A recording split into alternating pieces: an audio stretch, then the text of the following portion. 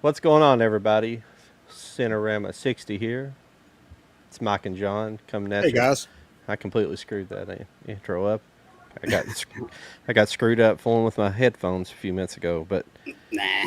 welcome to our Summer Vision Movie Festival, and this week we'll be talking about American Graffiti and Duel, two movies from at the time directors that were on the rise. They had done very little. It's actually George Lucas's second movie and Steven Spielberg's first actual movie. Mm-hmm. He'd done some television beforehand, but it was his first actual movie. Mm-hmm. So uh, they're both really great movies, and they're both car movies, so I tend to enjoy them as well. So, what do you think about it, Mike? Oh, I like them a lot. I think I may like Duel. I don't know. It's hard to really say, but watching both of them the other night. I watched them back to back, and I really like watching Duel again. I love American Graffiti too, though. But it's just kind of. But yeah, they're just both classics. I mean, I guess one's kind of a tense movie, and then the other one's more lightweight, more you know kind of a hangout movie and stuff. So um, I think I was more in that mood for a tense movie that night, I guess. So, but yeah, I like them both. They're both excellent classic movies. So, Yeah, Francis Ford Coppola actually challenged George Lucas when making American Graffiti. He said, "You need to make this kind of like a basically a popcorn movie, just a kind of a bright lit kind of comedy." He just said you need to kind of make something light, and it was like a challenge to him, mm-hmm. especially after coming off THX 1138. That's a pretty intense movie and Mm-hmm. kind of far out there as far as terms of Yeah, science fiction at the time period. So yeah, it's really, kind of way ahead of its time. If you think about it, yeah, pretty good for a debut movie, though. I mean, yeah, it's pretty absolutely. interesting. But also tonight, everybody, if you want to be entered in our giveaway, it was just kind of a spur of the moment thing, but I will be giving away a copy of Double Indemnity, the Blu-ray, and I'm also giving away this Sun Man from Masters of the Universe. Oh, cool. That's interesting. There you go. Yeah. Hey, just make sure if you want to be entered, you got to leave a comment so I can put your name in the wheel over here. We'll be spinning the wheel later on, and it'll be an elimination style wheel, so your name will be eliminated, and the last person standing wins. So, Mm-hmm. Cool. got one person up here. Hi, Mike. Oh yeah. Thanks for this stream link involving yourself. Oh yeah. That's Carlos. He's Oh, pretty cool. Eastwood for life. Oh, okay, yeah. Mm-hmm. Is he the one you trade movies with? Yeah, yeah. He's over in the UK.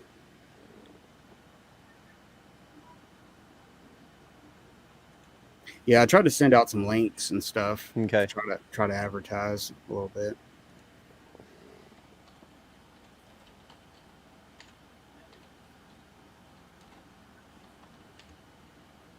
But yeah. If you got the Blu-ray of Duel, I was watching. It's got a lot of cool special features on there. One of them is a. It talks about all the TV shows that Steven Spielberg worked on before, but doing Hollywood movies, and he worked on a Yeah. lot of TV shows, and it's probably a 30-minute documentary, but it shows a lot of stuff. Like I didn't even realize how much stuff he had done, pre, Duel and stuff. So it's really cool. Um, but yeah, it's got a couple of really good special features on there. It's just on the basic Duel release on Blu-ray. Yeah, I have the same edition. Yeah. I don't know if there's any other editions out at the moment for it. It's kind of weird. American Graffiti's the same way. I mean, it comes with some decent extra features, but Yeah. there's never been any like these really special, really nice editions made. I don't say it has to be some Mm-mm. some really big immaculate box set or anything like that, but Yeah. one with a nice slip cover and everything like that. Because this is pretty much the only edition ever released on Blu-ray, and Yeah. See, that I know of. I got the DVD of the 100 Years, and Yeah. all it's on there is the making of American Graffiti, which was on the laser disc. So it's still just an older documentary, and then it's got audio commentary from George Lucas, but that's it. I mean, Yeah. so it's pretty bare bones. But yeah, I don't know what like boutique label do you think could do well by putting it out? I mean, could do it some justice. What do you think? Like These Arrow? are these are both Universal, right? They Yeah, originally put it out. yeah. Who usually works with Universal? Oh, well, I don't know. I know Criterion's put out some stuff. Yeah.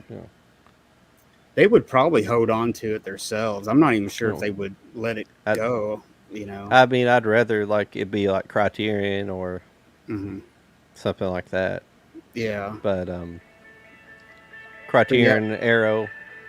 yeah. I think it's really time. I think I could see a 4K of it. That would be something cool, and then kind of do a retrospective, and maybe get George Lucas actually involved with it. And actually go in, maybe a updated commentary or interview or something. I think it would be pretty Yeah. cool because most of the cast is still around, except for the guy that died just last week. He was a character actor. Crap, can't think of his name. I don't know why I brought him up. I can't remember his name, but he's been in a bunch of And I stuff. don't know which one. Yeah. Who? What character did he play in there that I can see? He was part of the gang that Richard Dreyfuss encounters that night. Okay. Yeah, Yeah, I'm trying to think. Yeah, he's has one of those names I can't really remember. yeah, You recognize his face, but his name is kind of yeah. He was in the Wild Bunch. He's been in some Peck and yeah. Paul movies, bunch of stuff like that. God, I can't think of his name. Well, But yeah, most of the cast is still around. Well, no, Carrie Fisher wasn't in it. Harrison Ford's still around, and everybody, yeah, I'm I believe apologizing. most of I'm the blowing cast up. is still around. So It's gonna find his name real quick. oh, Bo Hopkins, that's it. Yep. Yep. Yep. Yeah, it was on the tip of my tongue, man. I always picture their Yep. face and can't remember their name. Yeah.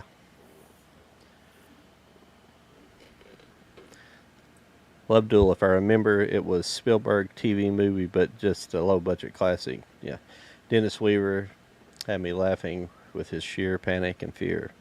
You guys remember him in the McLeod TV series? Yes, most Yeah. definitely. He Mhm. was also in Gunsmoke. He was the original deputy sheriff in Gunsmoke. Yeah. Yeah, if Always you're forget his familiar, name. Yeah. well, if you're familiar with Touch of Evil, he plays that hotel clerk, the night clerk, when that gang comes to Yeah. attack Janet Leigh, and he plays a very very nervous character and stuff. He probably almost wouldn't recognize him, but he was a lot younger, and I thought he was kind of a Yeah. standout role for him. I mean, it was pretty memorable. Well, that's why Spielberg picked him. He like when he was going through like the where he had been, I guess, in so much television, he was on like those kind of call sheets for casting. Mhm. So when his name came in, he said, "Yeah, I want him for sure. That's definitely who I want." And Yeah. like, and he accepted the offer, and he was really Mhm. excited because he said, "I remember that role in Touch of Evil. That's what Mhm. that's why I wanted him for that role." Yeah, and he was pretty popular at the time. He was one of those people. Like he was on the McLeod TV series.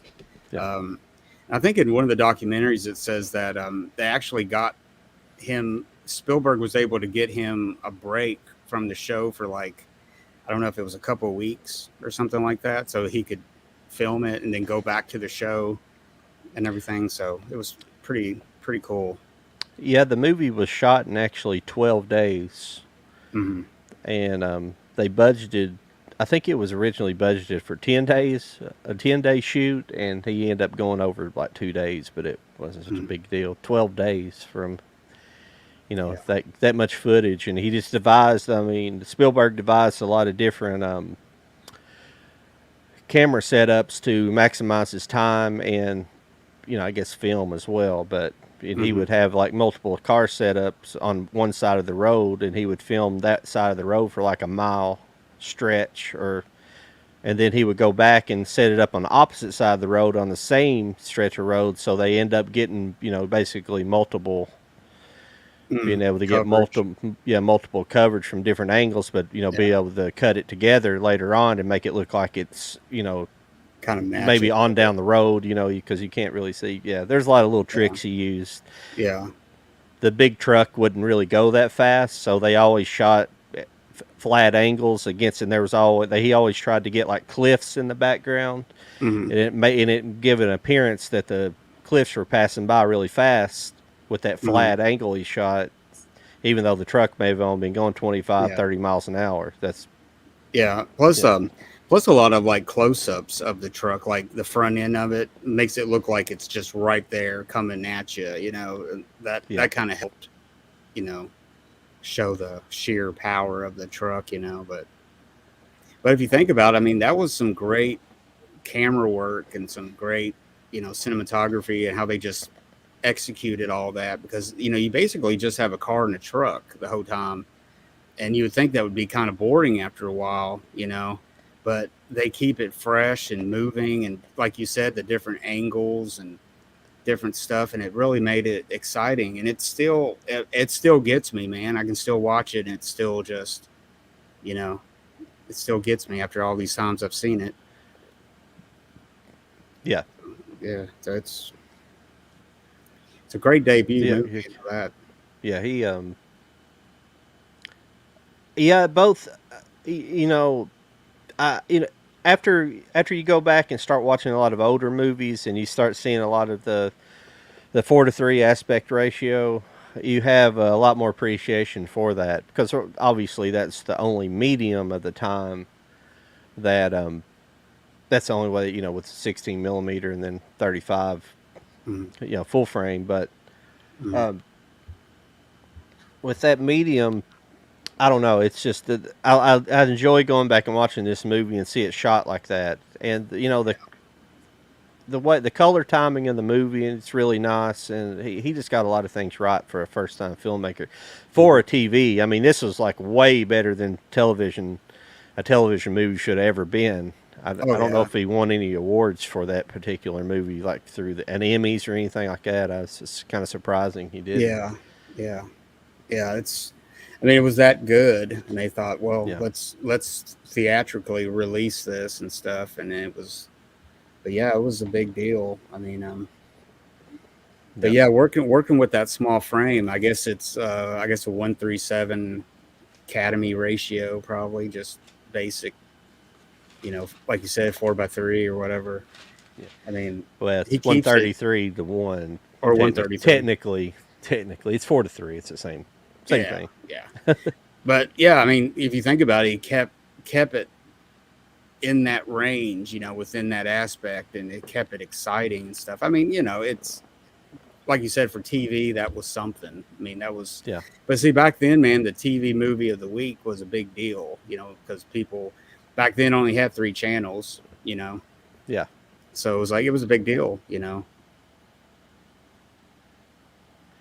I do think movies like The Car and Maximum Overdrive are similar type movies influenced by Duel. Oh yeah, How do yeah, you rate those movies?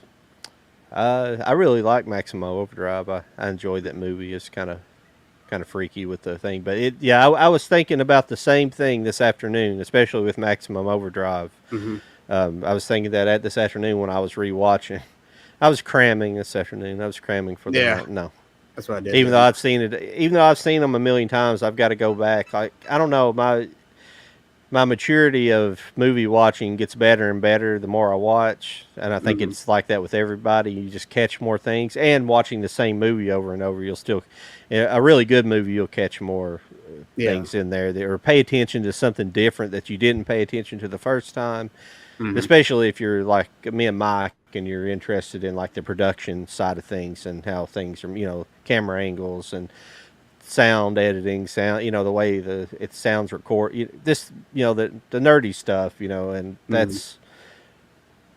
But Yeah. yes, the car. I don't know if I've seen the car. I Uh, apologize. yeah, I've seen the car. It's actually from Universal also, and it does remind me a lot of Duel. And it was like I think it was like 2 years later, maybe or 3 years Okay. later, and it's pretty good too. I mean, it's not. I don't know. It's hard to say. I've seen it, or I've only seen it like maybe 2 times, but it does remind you of Duel a lot, and it's even kind What? of lit the same. You know, it's even got that what kind of dusk kind of look too. I don't know. It's hard to explain, but yeah, it's a lot I, alike. It's probably the prototype of Duel. You know what I mean? It's kind of in that yeah. design. Yeah. And then Maximum Overdrive. Gosh, I haven't seen that since I don't know how long. So I need to watch that. But the truck does remind me a lot of the Duel truck in a way. Just the Yeah, I always uh, remember the Maximum Overdrive at the video store. I always remember that cover with the face on the front of the truck. And mm-hmm. but see, the thing about Duel is that it's kind of weird. You look at Maximum Overdrive and you really see there was definitely some homage going on there. It was definitely they definitely because in Duel, like the truck, he picked that truck because it looked like it had a evil face. The front of the Mm-hmm. truck just looked Yeah. like it was, with its own regular features, looked like a face, and Yeah. that's the one reason he picked it. He says in an interview on the documentary that he went to the back of the lot to do basically a casting for trucks. They lined up a bunch of trucks in the back lot of Universal, Mm-hmm. and he went out there and chose that truck. Yeah. Yeah, And that they was pretty cool. well, and at the end, when the truck crashes, a lot of people would think, well, the tanker would be full of gas, it would be full of gasoline and stuff, but he wanted it on purpose to be empty so that when it crashed, you really got the intensity of the truck being destroyed itself and not a huge explosion and stuff. So Yeah, that kind of kept people thinking the whole time, it's like if he crashes, it's going to blow up because it's full of gas. But really, it was shot from the perspective of no gas in the tank. But but yeah, that truck, man, the way they got it set, the or the design of it, it's like it looks like it's just been. I don't know. It looks like it just came out of a junkyard or something. Like it just came out of like it's been asleep forever or something. It's just kind of semi rusty, and I yeah, mean, it looks really cool how they did that. They set it up. yeah. They kind of he said that basically the truck would go through wardrobe every day itself. It would get makeup basically, but they purposefully getting tongue tied, purposefully getting putting oil on it. They would take like mops and things and were putting oil and made it look like there was oil coming on it, like every vent hole and everything where there'd be oil coming down, or oil Yeah, stains all over the truck. So it was like kind of cruddy. They made it look extra cruddy than it was. So yeah. that's pretty That's what cool. I was gonna say. It looks like an oily, like dusty, oily, like it's been leaking or something. It's plus you got the dust of the road on it. Makes it look has a certain look to it. It's really interesting. Yeah, but I was I was thinking about something about. I wrote some. I wrote some fact. Some little Some little tidbits notes. here down to see. Oh yeah, that was what I was wanting to talk about earlier. It was shot in, I think. Oh, I'm sorry. No, it was shot in Panavision. I have another. I have another film fact for the actually film stock fact for the American Graffiti. But when we talk about that, I'm glad we're Oh, talking okay. about. We end up kind of shifting to Duel because it gets a little warmed up because I have a kind of a fondness for American Graffiti. I really enjoy it. Hmm. I enjoy it just as well. I think they're different movies, Oh obviously, yeah, but yeah. way different. But Yeah, I think they probably used Panavision lenses and stuff. I wonder if it was shot a little wider and they just cropped it. You know, they blew it up, cropped the image and made it a maybe it was a 185 or no, I don't know, a 166 or something like that. Like I forgot how they do that. They when they crop it and they blow it up a little bit to make it wide, because then it was released wide, out in the theater, so it was probably Yeah. crop. So probably the best way to see it is actually 4:3. That's probably the original way to watch it. Yeah, Unless it all seems framed for 4:3. You can kind of tell if they've. yeah, It's obviously not pan and scan because that's kind of before that time, but it yeah, was obviously shot in. I don't know. I guess you have. I guess you can have the same. That's one thing I don't know about cameras. How you can. I think you can set up different lenses to give you that different. I hmm don't know how the film exposure works, but well, that's the yeah, technical parts of that filmmaking. I don't know because I've never went to school for it and I've never done it, so I don't really know all that yeah. I, stuff. I Yeah, mean, I know a little bit to just a little bit, but I think we'll see once they released it to theaters, they more than likely they had to you know crop the image somehow to fill the cinema screen. So they probably it's kind of blew the picture up a little bit. So they probably put it to like maybe a 166. I think that's smaller than 185, but just yeah, barely or something yeah. without. So it's probably something like that when it came to theaters. I It's don't know. definitely not CinemaScope or anything like that. Yeah, but another interesting thing about it here is Dennis Weaver actually like did most of the driving in the movie. He did like a lot of the driving, unless it was like a special stunt. And in Hmm. fact, he wanted to do the stunts, and the scene where he jumps out of the phone booth, that's actually him. And they had rehearsed it where there was like a fail-safe point where the guy driving the truck would swerve out of the way if he couldn't get out of the way. He had enough room, Hmm. but where he jumped free and clear, he just went on and smashed the phone booth. So that was a real stunt that Dennis Weaver did, and Yeah. he wanted to do a lot of the driving, so you actually see him in the driver's seat a lot of the times. There's only certain Hmm. kind of scenes. I think like some of those high speed scenes where these kind of kind of going around corners really fast and stuff like that. Some of those scenes Hmm.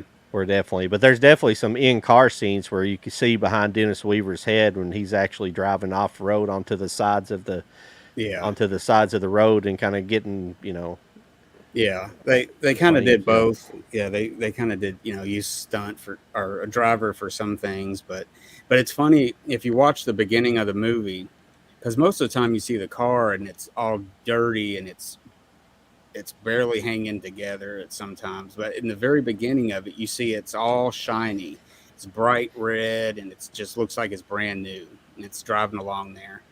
And then that's about the only time in the movie you see the car look nice, and then the rest of the time yeah, it's just like just hang. I mean, but by the time he crashes it, I mean, I don't see how it was even rolling by that point, because he really jacked it up pretty good. yeah, yeah. Eastwood wants to know, Steven Spielberg, where do you guys rate his career with other great movie directors, past and present? So Hmm. See, a lot of times when I think of Spielberg, I think of him as a Hollywood director. I don't think of him so much as an auteur or somebody like that. But he has done his auteur type movies. I mean, he's done a little. He's somebody that kind of or used to would do like a movie for himself, and then he would do one for the studio kind of thing. And yeah, then when it got to the '80s, it was pretty much he started producing stuff. So he was producing, and then he would make a movie and stuff. Um, but he's done some really good stuff, through there. But I don't know. He's always been kind of hard for me to kind of rate, because he's just. I mean, he's a great director, and he's done so much. Um, but I don't know. I don't know. What do you think, John? Well, how would you rate him? I mean, compare him to somebody, or would you just? yeah. It's hard to do. I'm just trying to think. I just don't. I It's a mean, good, he's. I it's a mean, good I question. mean, it depends how many out of how many great directors. I mean, I don't know who to compare him to because he Yeah. definitely made a different movie than a lot of the guy like a John Ford and some of Mhm. these people. You know. Yeah. Well, see, like if you look at like Scorsese and then you look at Yeah. De Palma, you know, Yeah. they were friends and they had more of a, I don't know, they had more of a, maybe the auteur kind of thing. They Yeah. did these pictures that really stood out and Yeah. stuff, and they were doing that pretty much throughout to the 80s, maybe to the late 80s, but they're, that's one thing I can compare them to at that time period. I don't know. I think Spielberg would be closer to maybe Alfred Hitchcock, maybe with his, you know, the kind of movies he did, and they were always popular. You know, they were always popular movies, but different, Yeah. different, different kinds of movies. Not same kind of movies, but I don't know. It's Yeah. hard. It's hard to Yeah. describe him, man, because he's done so much, and he's such a huge director. You know that he, Yeah. everybody knows who Spielberg is. You know. Yeah. Well, that's like you're saying. Like all of his movies are really even from the beginning. If you even look at Jaws. Well, I mean technically this Duel's first, but I'm talking about his Mhm. first blockbuster. You know, the first Yeah. really thing that got him on the map. But all of his movies are pretty large scale. You know, E.T. You know, Close Encounters. Close Encounters, and you know, on and on and on. Well, even 1941's Saving kind of, Private Ryan. You know, yeah, yeah. Even 1941, yeah, even though it wasn't a hit, it was a huge movie. I mean, it had a huge yeah, cast of people, and it was yeah. all over the place. And but I don't know. I'd have to think about that for a minute to really. It's almost like I don't know who to really compare him to. I don't know how to rate him. I mean, if I had to rate him, even though I'm so picky, I don't know if he would even be in my top 10 list. I don't. I Yeah. think he would definitely be maybe in top 20 or something. But Yeah, I was uh, thinking the same thing. Probably top 20, but I don't. Not top 10. I don't think. You know, mm, I just don't know. yeah, it just depends, I guess, on the mood sometimes. But I guess because I've discovered so many other people since then and stuff, and And you know, in some ways, you know, that's why it's hard to rate directors like that because in some ways, you know, I find like Wes Anderson and or maybe like P.T. Anderson and Tarantino just as good a filmmaker, you know, and makes just as interesting of a movie, but they don't make these massive scale movies. Wes mm, Anderson, maybe some of his movies have large scopes, but still mm, have that small budget look to them, you know. But they have a yeah, lot going on with them, like yeah, Fantastic Mr. Fox or something like that. But yeah. I don't. As far as American directors go, they're you know I think they're just as good, you know. Oh And yeah, as yeah, far as the creativity goes, that's the thing. I don't know if Spielberg writes a lot of his movies. I don't know how many he actually writes. yeah. You Well, if know, you think about all the stuff like, you know, him just being a producer, I mean, he's produced a lot of like animated movies, TV animation, all kinds of stuff. I mean, he's got his name all over the place, so it's kind of hard. Um, I'm I'm trying to think of who. Yeah, the screenplay. Yeah. I'm sorry. Yeah, with Duel. I oh, can't it's remember. Richard Matheson, I think. Yeah, Richard Matheson. But here's the interesting thing. What I found out. No, that's shit. That's from another. But I did. But Richard Matheson, he wrote Incredible Shrinking Man, and he wrote episodes for the Twilight Zone as well. Plus other Yeah, some other things as well. But those are the two yeah. major things. So he was a pretty well seasoned Oh, yeah, yeah. writer in Well, he Hollywood. also So did yeah, that Last Man on Earth with Vincent Price. I did remember. did he do that as well? Yeah, I think he was a Yeah, writer on that. Yeah, yeah. That's an yeah. awesome movie. Hmm. Yeah. I don't know how much writing need to be involved in that. There's not I don't remember there being tons and tons of dialogue. Maybe at the beginning, you know, there's some of the flashback scenes. It's done in flashback, isn't it? Isn't there like Um, flashback scenes of like the event happening, like where he's working in the lab and things like that? Yeah, flashback. yeah. I think when he's like dreaming or something, like he'll wake Yeah. up, and if I remember right, but Eastwood said Spielberg would be in my top 10 for the mm-hmm. variety in different movies. One of the most impressive for me is Schindler's List. It's not one of my favorites, but not our Not typical your tip. Spielberg Yeah, movie. Yes. that's what Excuse I me. was kind of thinking that. I was thinking some of the movies like Schindler's List and Saving Private Ryan, um, The Color Purple, um, you know, some of those different movies that were big hits, but they weren't his typical movie. They were something Yeah. kind of off the path of what he normally would do and stuff. But yeah, see, that's the thing, man. It's almost like he is so one of those directors that he's so good, and he's in your mind growing up with him that you almost don't want to even list him. You know what I mean? Because he's Yeah. just the biggest, the best. He's kind of Yeah. like, you know. So I don't I'm know. Maybe I don't know. It just depends. It depends. I mean, he could very well be in my top 10, but and again, I don't well know. when you start listening to all the stuff he does, you kind of Jurassic Park. You think about that. I mean, yeah. I Hmm. mean, yeah, but I don't know if I'd put it in my top 10 or not. But definitely top 20. Definitely top 20 for sure. Oh yeah, yeah, Yeah. yeah.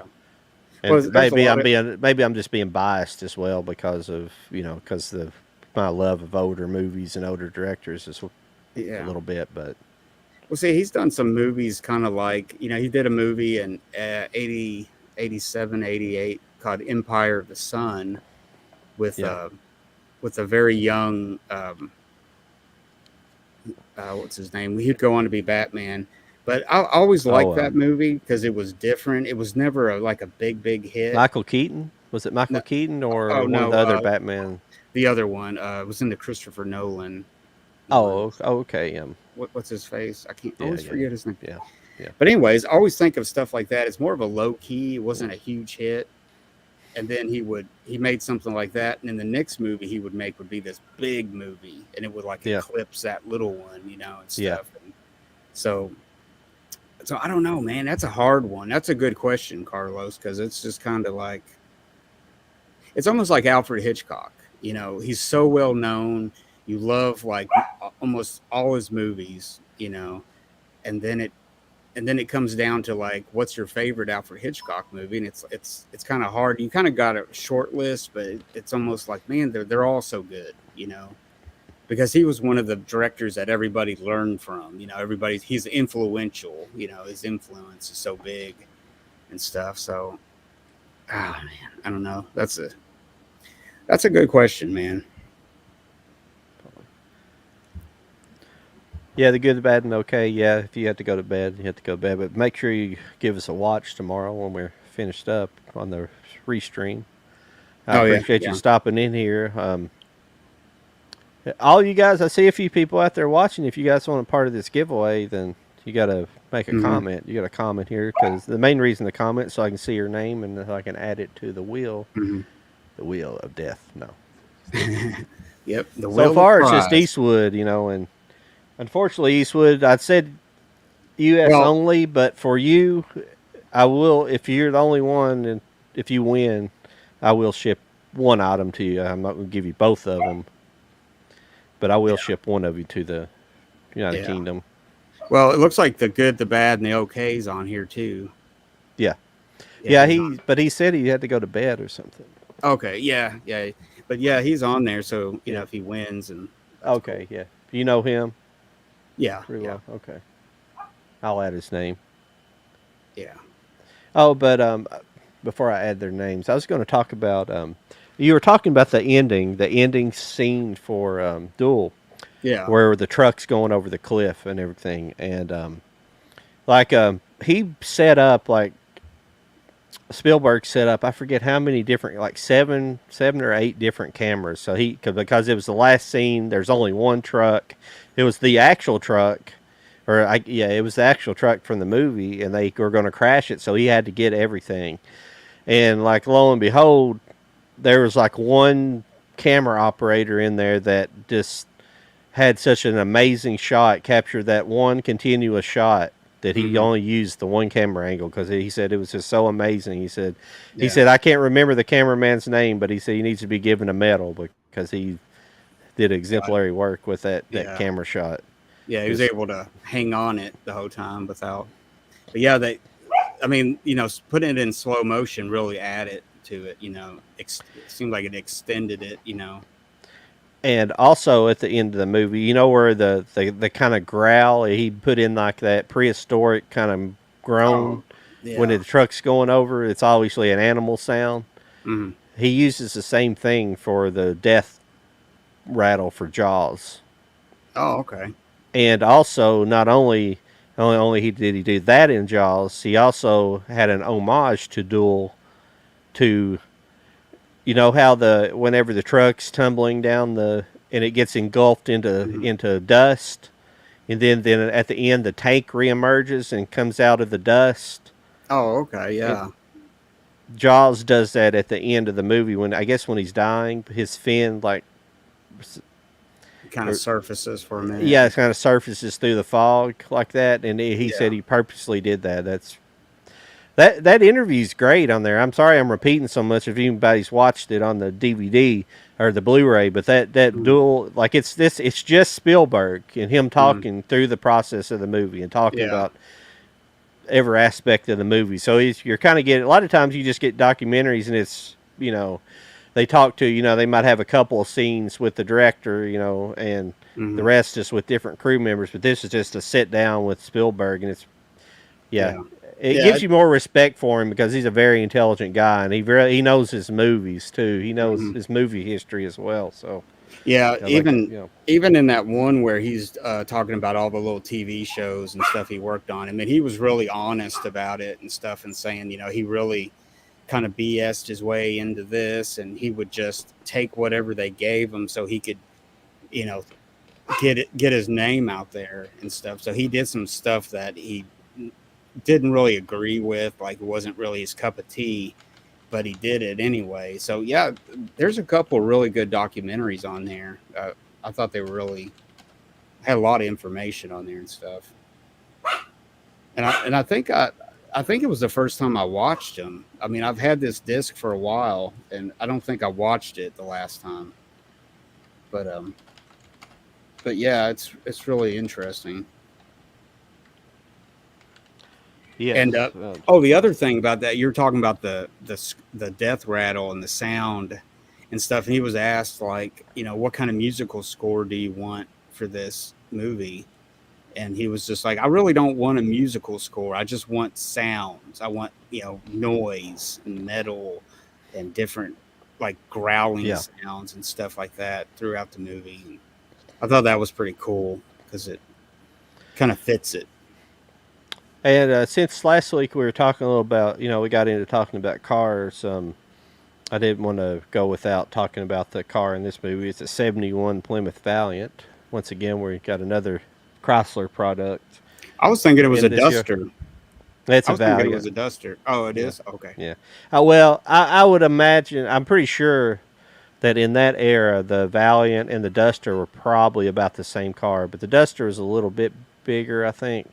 The Oh, Valiant's okay. kind of what they would consider their small car. In the era, Yeah. yeah. Okay. Yeah. I like those Valiants that year. I like that square body Valiant. I always liked them. Hmm. Pretty interesting car. Yeah. Yeah, they're not too bad. But the truck was a Peterbilt, I believe. I've got it written Hmm. down here somewhere. Yeah. It's a Peterbilt. Probably a 60s era Yeah, or something. Maybe 50s.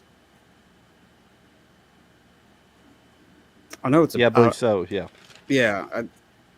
So really, actually, it wasn't that old. If you yeah, think about Peterbilt. it, because it was Yeah. filmed in '71. So the truck itself looked a lot older than it actually was. They aged Yeah. it and Yeah, I stuff. actually didn't get a chance to look up the year and model on that truck. I don't know semi truck years and stuff very good at all Hmm. because they, when it comes to what's considered, they call that I guess it's like a anteater style. Anteater was like like a long but nose.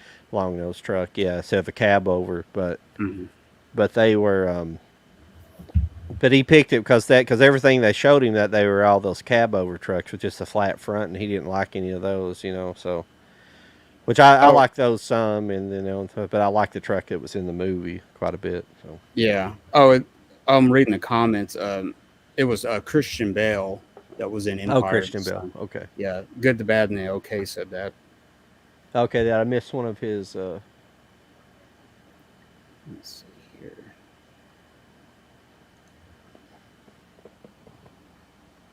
Oh, Bale, yeah, yeah, that's what that was. I My always bad, forget. I my always bad. forget his name for some reason. I don't know. Yeah, I Okay, do too. okay. I just looked it up, man. It's a 1960 Peterbilt Okay, 351. okay. It you Okay. know, for 10 years, 10, 11 years old, technically, it's I can see that kind of wear being on them, especially if it came out of like a logging. It was like a logging. Well, it was a, it did have the, it did have the gas thing, so I could see that wear being on there hauling gas too. So Plus, it had it, that kind of like sun beat, like it's been out because it's out sort of in the deserty conditions. Like it just looks like it's yeah, just been out in the sun, just yeah, like the paint's just being ate away by the sun, or something, just baking. yeah. But sorry, a lot of dead air tonight. I apologize. Well, that's what happens when you get in your 40s, man. You start forgetting stuff, and you gotta, or at least with me, man, I lose my thought Well, I process. try to write down a little bit of information on this, but and then I got to go like when I want a full cast. I have to go over here to my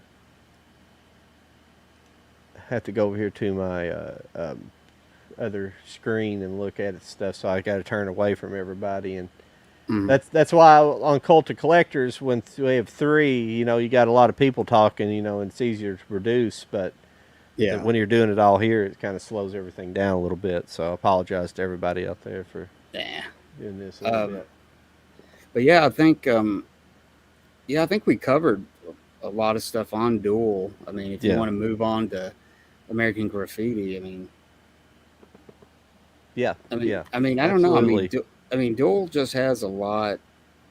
It's such a little movie. Well, it's Yeah, exactly an hour and a half, and it's just, I don't know. It's just one of those little movies that just, I don't know.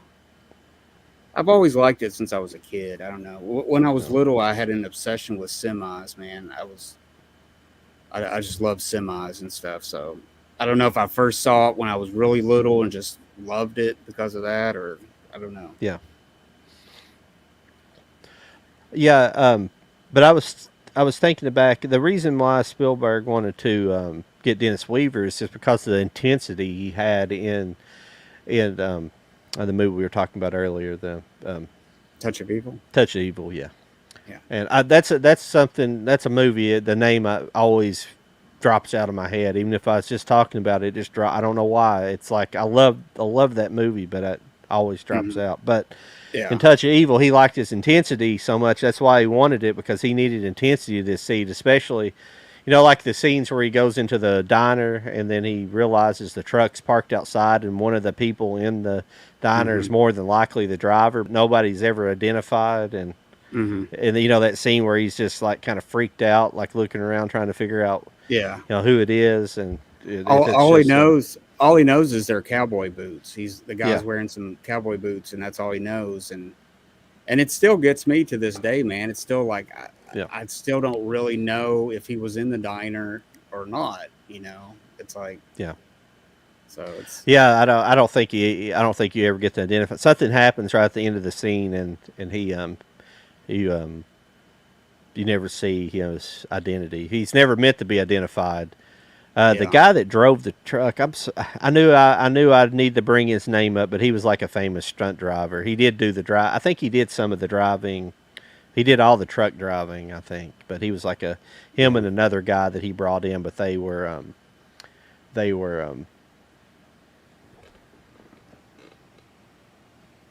I've got it right here. Let's see here. Let's see. Art directors, set directors.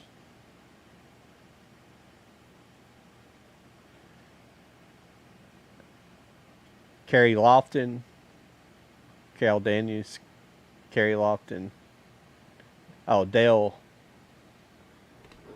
It was Dale Sickle, I think he was talking about, and Dennis Weaver is also in the cast. Okay. So, but Well, I think it's the Carrie Lofton. I believe that's him because he's a stunt coordinator and he was like kind of a famous, famous stunt man in the days, yeah. a stunt Well, coordinator. well, I just thought of something, man. It's like earlier Carlos brought up, the car and Maximum Overdrive, and like in those two movies, you never see the driver. It's basically the car and the truck is possessed. Basically, there is no driver. Is what It's what I think. But with this truck and Duel, it almost seems like it's possessed also. But we do know it's a driver. Yeah. It's kind of got those similarities going for it. Because I don't know. It's just, but yeah, man, you should check out the car. I think it's a really kind of an underrated little movie. I think it's pretty good. I got it here somewhere. I can't find it. I think we were talking about it last week. I thought I ordered it, but I evidently didn't, or I couldn't find it to be ordered, or something. I don't remember what it Yeah, was. I, But I just got the basic DVD of it. I think you can get it really cheap on Amazon. I think if you just get the basic DVD, yeah, it's not very much. I thought I found like a. Remember, I told you I said I ordered it on Blu-ray or something. I don't remember what that was, but it was maybe it was the car. Then yeah, oh, it was the car, and then I ordered it. It's like a Region B Oh, Blu-ray, and remember oh I no, told you that. oh no, I think you're talking about the driver. Oh, maybe that was the driver. Okay, well I'll check out the car as well. Yeah, yeah, Yeah, that's another definitely. good movie. Okay. The But, '70s movies with car and truck chases always had the unique sound on the screen. Yeah. mhm. Yes. Yeah. Most definitely. Oh yeah, The yeah, '70s were full. Like it started kind of in the late '60s. The '70s had a lot of car chase. That's when a lot of the car chase movies were mhm. around. I guess when did Smokey and the Bandit come out? Oh, That's like seven. '82 or something. Oh no, that was like 77. It was in the '70s. Okay. Hmm. That's getting ready to say even that movie's in the '70s. Yeah, because even that Trans Am drives was like it was brand new, and that's in the '77. movie. Yeah. Yeah, so it was like the hot car, of the time and stuff. And Yeah. but yeah, if you think about it, man, the '70s really was brought the car to an new art form. The car chase and just the Yeah. car being part of the movie, and it's almost like a Well, character. yeah. Exactly. Well, that's how Spielberg treated it. He treated them like they were characters in the movie. He wanted the red car. He said, "I don't care what kind of car it is, but I want a red car because I want it to stick out Hmm. amongst the desert scene." I guess red sticks out really well and against like that orange to kind of tan tinted desert background. Yeah, yeah, yeah. And Yeah, that one part in the movie where it's like he should have got that radiator hose changed at the gas station, and then you don't really think much about it, and then later on in the movie, it yeah, actually he blows his radiator hose, so it's like yeah, I thought that was kind of a cool little touch to it yeah. because sometimes you see that and the director nothing ever happens to it. It's something said like that, and then nothing becomes of it, but it was kind of a plot point almost. Hello, Oh, the Dutch film film buff. buff is up in here. How's it going? You actually Dutch?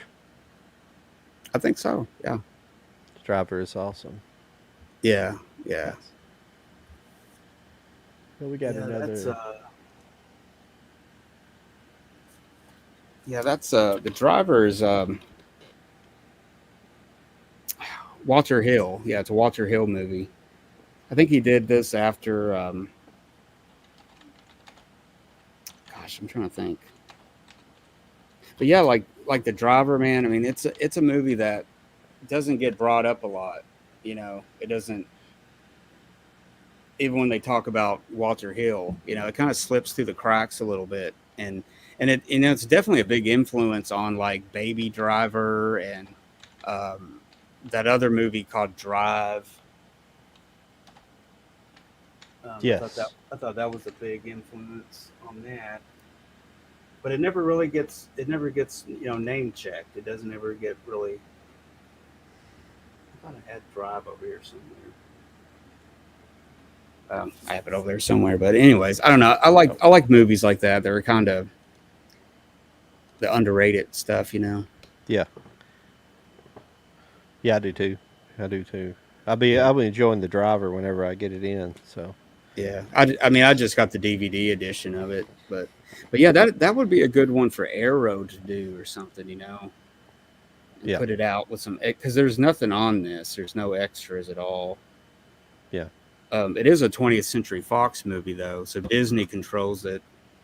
yeah. So That's a so hard sell right now. They basically shut down all their DVD, or at least transfers up to 4K. As far as I understand it, I don't know about the yeah. rest of the stuff they're releasing, but you know, obviously, except the Marvel movies and any of the big movies are going to get 4K releases, Hmm. but the back catalog is kind Yeah, of that's a shame, man. There's so many good yeah, 20th Century Fox movies. yeah. Just I hope they do something with it because they're sitting on a gold mine, man. Oh, okay. I think he's saying he's going to do it on the driver this weekend. Oh, okay, cool. Yeah, I thought Absolutely. about doing that, like doing an episode just about movies like that, about driver film. You know, like Yeah, either it's about somebody that's going to be the driver in a bank robbery or something, or some these other ones. But there is a couple of movies that kind of fit that same mold as the driver. You know. yeah, absolutely. But kind of transitioning to American Graffiti, we're about an hour into it, so we might as well get to it. And kind of getting into American Graffiti, an interesting story of mine was not so much my story, but my dad's story about he was, I guess, when American Graffiti come out, 73, so he may have been about 16 at the time, 15 or 16, but him and his friends, they used to go and they used to see it over and over again. They went to the movie theaters and seen it a bunch of times, and it's kind of odd for my dad because my dad's not a big movie guy at all. So I mean, Hmm. he don't really watch movies. But I remember him telling that. But it's just because of the car aspect of it. You know, my dad was a big car. You know, grew up around cars, like I was talking about last week. So I mean, he loved seeing it. And one of my, Hmm. even though I'm not a big Ford guy, my favorite car of one of my favorite old cars is a 32 Ford. Yeah. And I just like the way that car's fixed in the movie, except for the front fenders. I don't like the front quarter fenders on it. I don't like those. But Hmm. other than that, I think the car looks really good. The way the stance of the car, I like it yellow. I like everything about Hmm. it. I Yeah. like that car. So I've always had a soft spot about that. Hmm. And once again, we have another 55 Chevy in there. Oh yeah. So Yeah. Yeah, the 32 Ford, that's always been a popular hot rod body yeah, style. You know, either yeah, they stick a 350 Chevy engine in it, with a yeah, Ford 9-inch rear end or something, or different stuff can fit that body, and fix yeah, it up. But yeah. yeah. But yeah, Well, that one really sticks out. I guess the paint job, really sets it apart in the movie. yeah. Yeah, those cars, trying to find a metal car these days is pretty much impossible because they've either been bought up or they go for ridiculous money if you can find a metal car. So it's Hmm. those days are over with. They've been crushed. A lot of good cars got crushed about a decade ago when they had that when Obama had that trade in Oh yeah, clunker, that cash for clunkers deal. And I think yeah, they're ordering a lot of old cars crushed. So a lot of people they crushed all that metal and stuff. So we lost yeah. a lot of stuff. Well, I drive a '97 Chevy pickup, man. So it's a whole lot of metal on it. So I like it. It's an older truck, but I like it, because it's easy to work on and it's not got too much computer going on in it, So it's Yeah, plus, I don't know. I'm very sentimental about it. what motors it got? 350, 350. 57. Whatever. 5.7. Yeah. And actually, man, it does great on gas. I mean, it really does. I'm Yeah. surprised that, you know. Yeah. Dad's got a. My dad fools with a lot of. He's been since he's kind of semi-retired right now, so he's been messing with cars and stuff a lot more. So he bought a '83 Chevrolet truck here recently that was already semi. It's pretty much most of it's done. It's been lowered and customized. It's got like 21-inch wheels on it, stuff like that. But he Hmm. bought it to sell and make some money. It has to be finished out, so it Yeah. needed the interior and it's got shaved door handles. It don't have any door handles. It's got like electric door Uh, openers. You hit yeah. pops them open, Yeah. and Yeah. That was all the rage for a while there. It's really cool. I mean, yeah, yeah. I had a '98 S10 Chevy S10 back in the '90s, late '90s there, yeah, and I did all that. I lowered it. I had rims on it and I think I did a 4.6 drop on it and stuff. And sometimes I wish I still had it, but it was really just not. I wouldn't be able to carry family around it. You know what I mean? Like it just had like bucket, like jump seats in the back of the cab, and it was basically a two-seater truck. You couldn't really, it was just made for cruising, I guess. but getting back to American Graffiti, it's just I don't know. It's just a really good feel good movie. It's also American Graffiti to me is kind of an inspiration for Dazed and Confused. At least the way the movie's put together, because American Graffiti takes place over one afternoon and evening, Hmm. and Dazed and Confused does as well. And there's some similarities there too. It just takes place in two different eras, like basically a decade apart Hmm. in reality. Because I think American Graffiti takes place around 60. It has to be Six. 63, 64 because they're playing the Beach Boys Well, in it. yeah, and I noticed like on some of their varsity jackets, it said 62 on there. So I don't know if it's. I always Yeah, thought it was like 62 or 63 also. yeah. Has to Um, be right around that era. So that because they're yeah. playing like the early Beach Boys stuff, like the surfing stuff.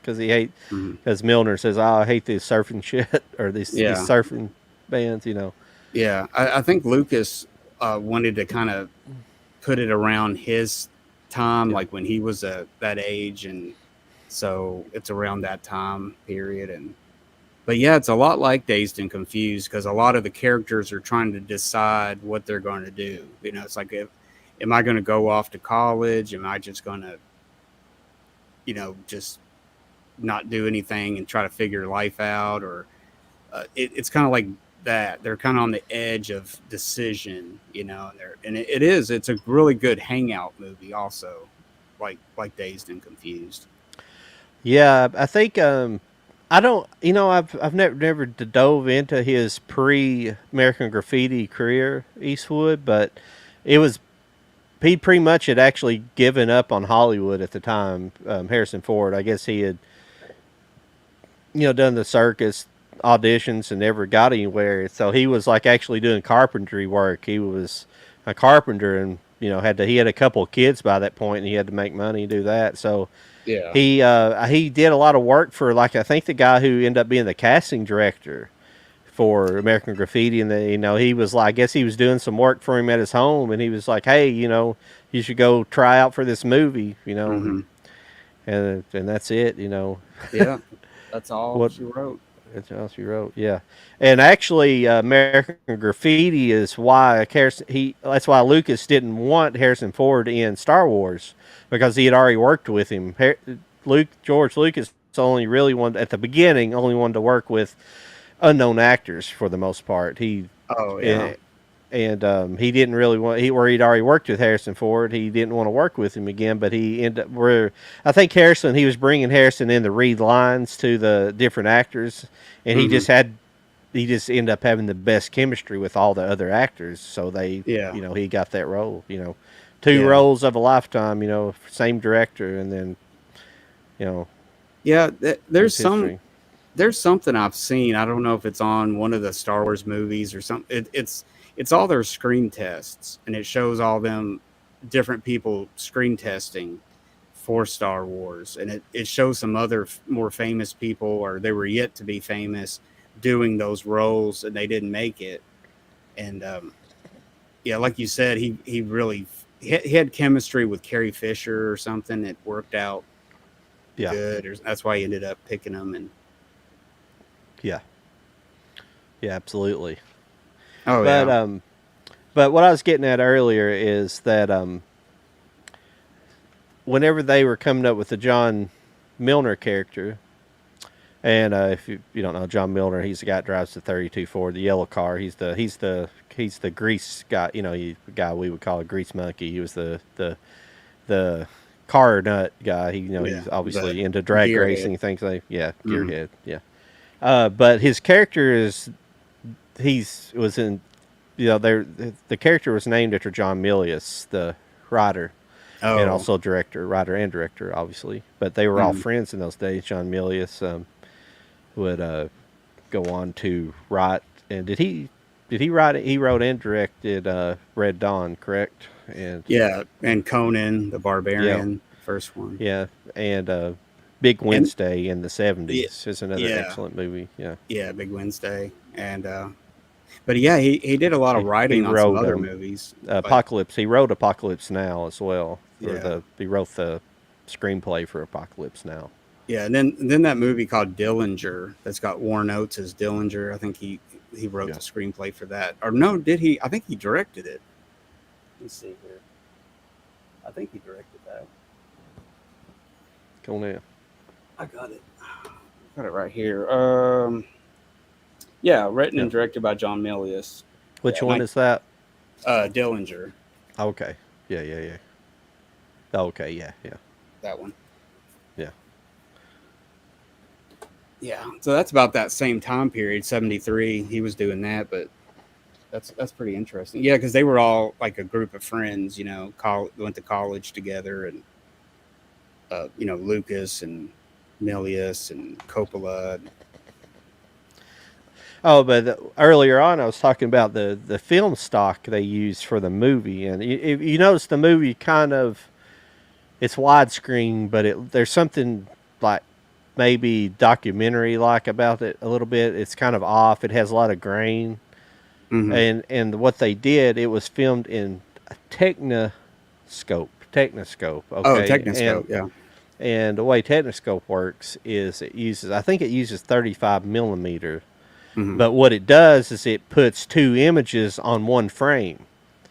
So you got you got one frame and then you got another frame down below. So you got two wide frames, but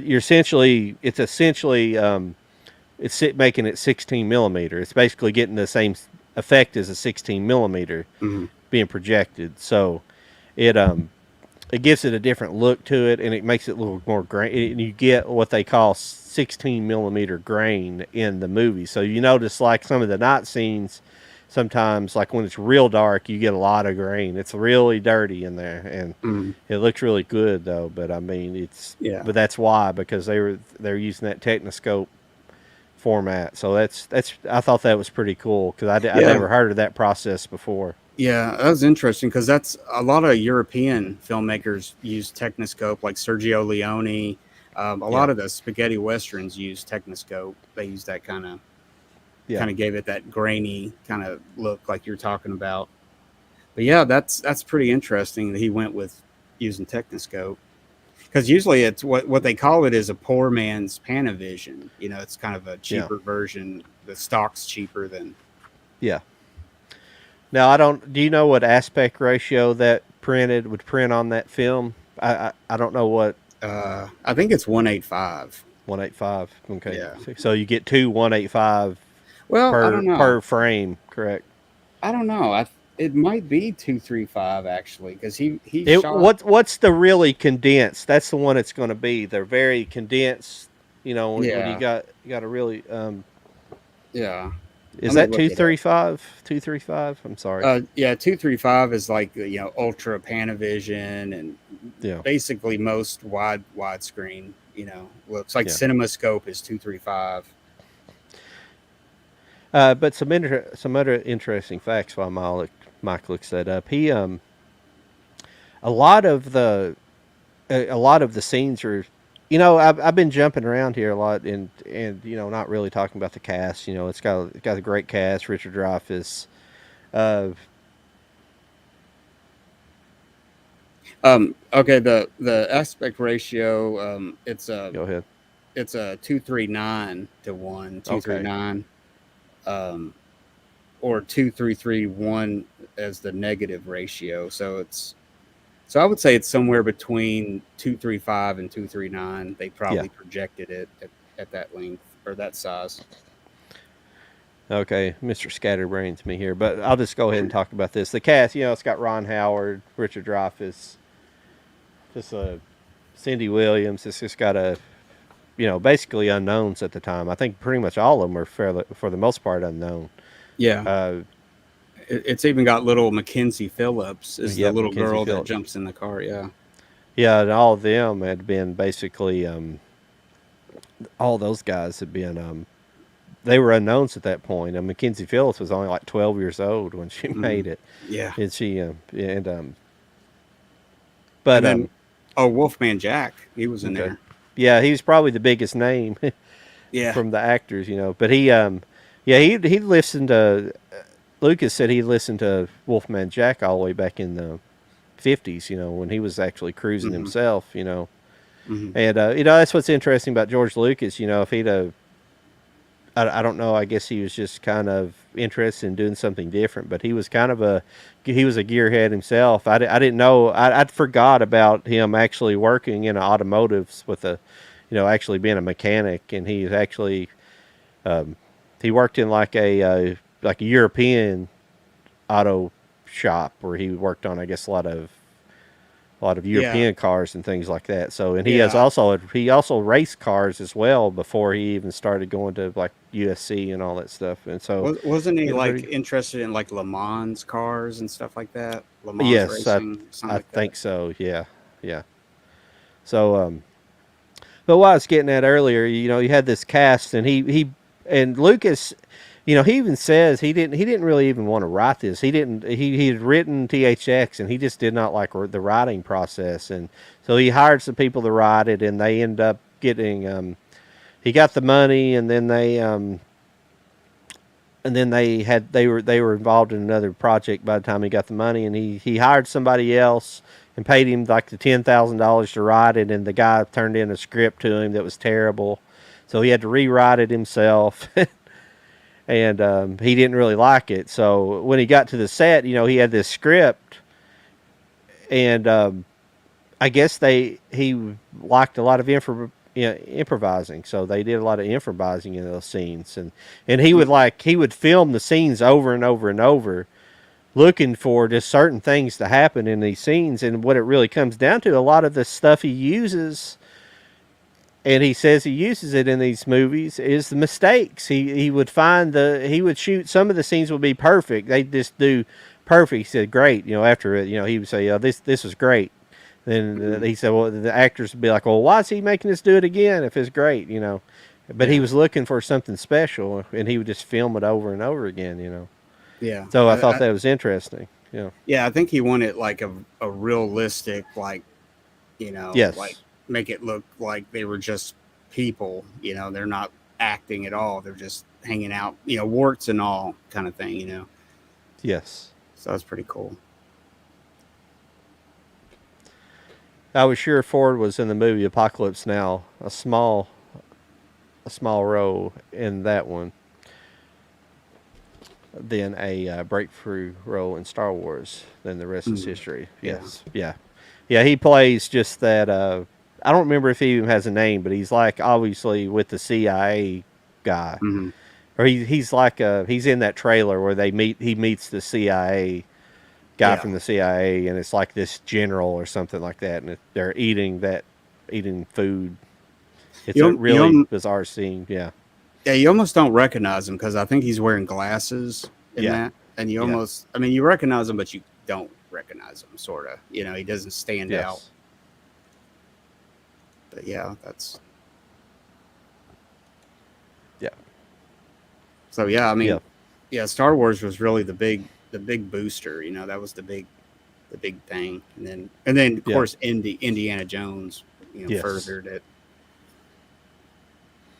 Yeah, I go from cutting wood one day to not having to. Yeah, because he was like you said, he had kids and he was married and he was older. You know, he was a lot older than people Yeah. around him. You know, he was. How old was he? Older than he's almost like 10 years older than like Carrie Fisher and Mark Hamill, wasn't he? I mean, Yeah, yeah. he's up there in age right now. You know, I know Hmm. He's in he's his 80s, I yeah, believe. yeah, yeah, Yeah. yeah, Oh, I got American Graffiti on Laserdisc and show you that. yeah. You know, I like want to see it. I'm not sure if I have it or not.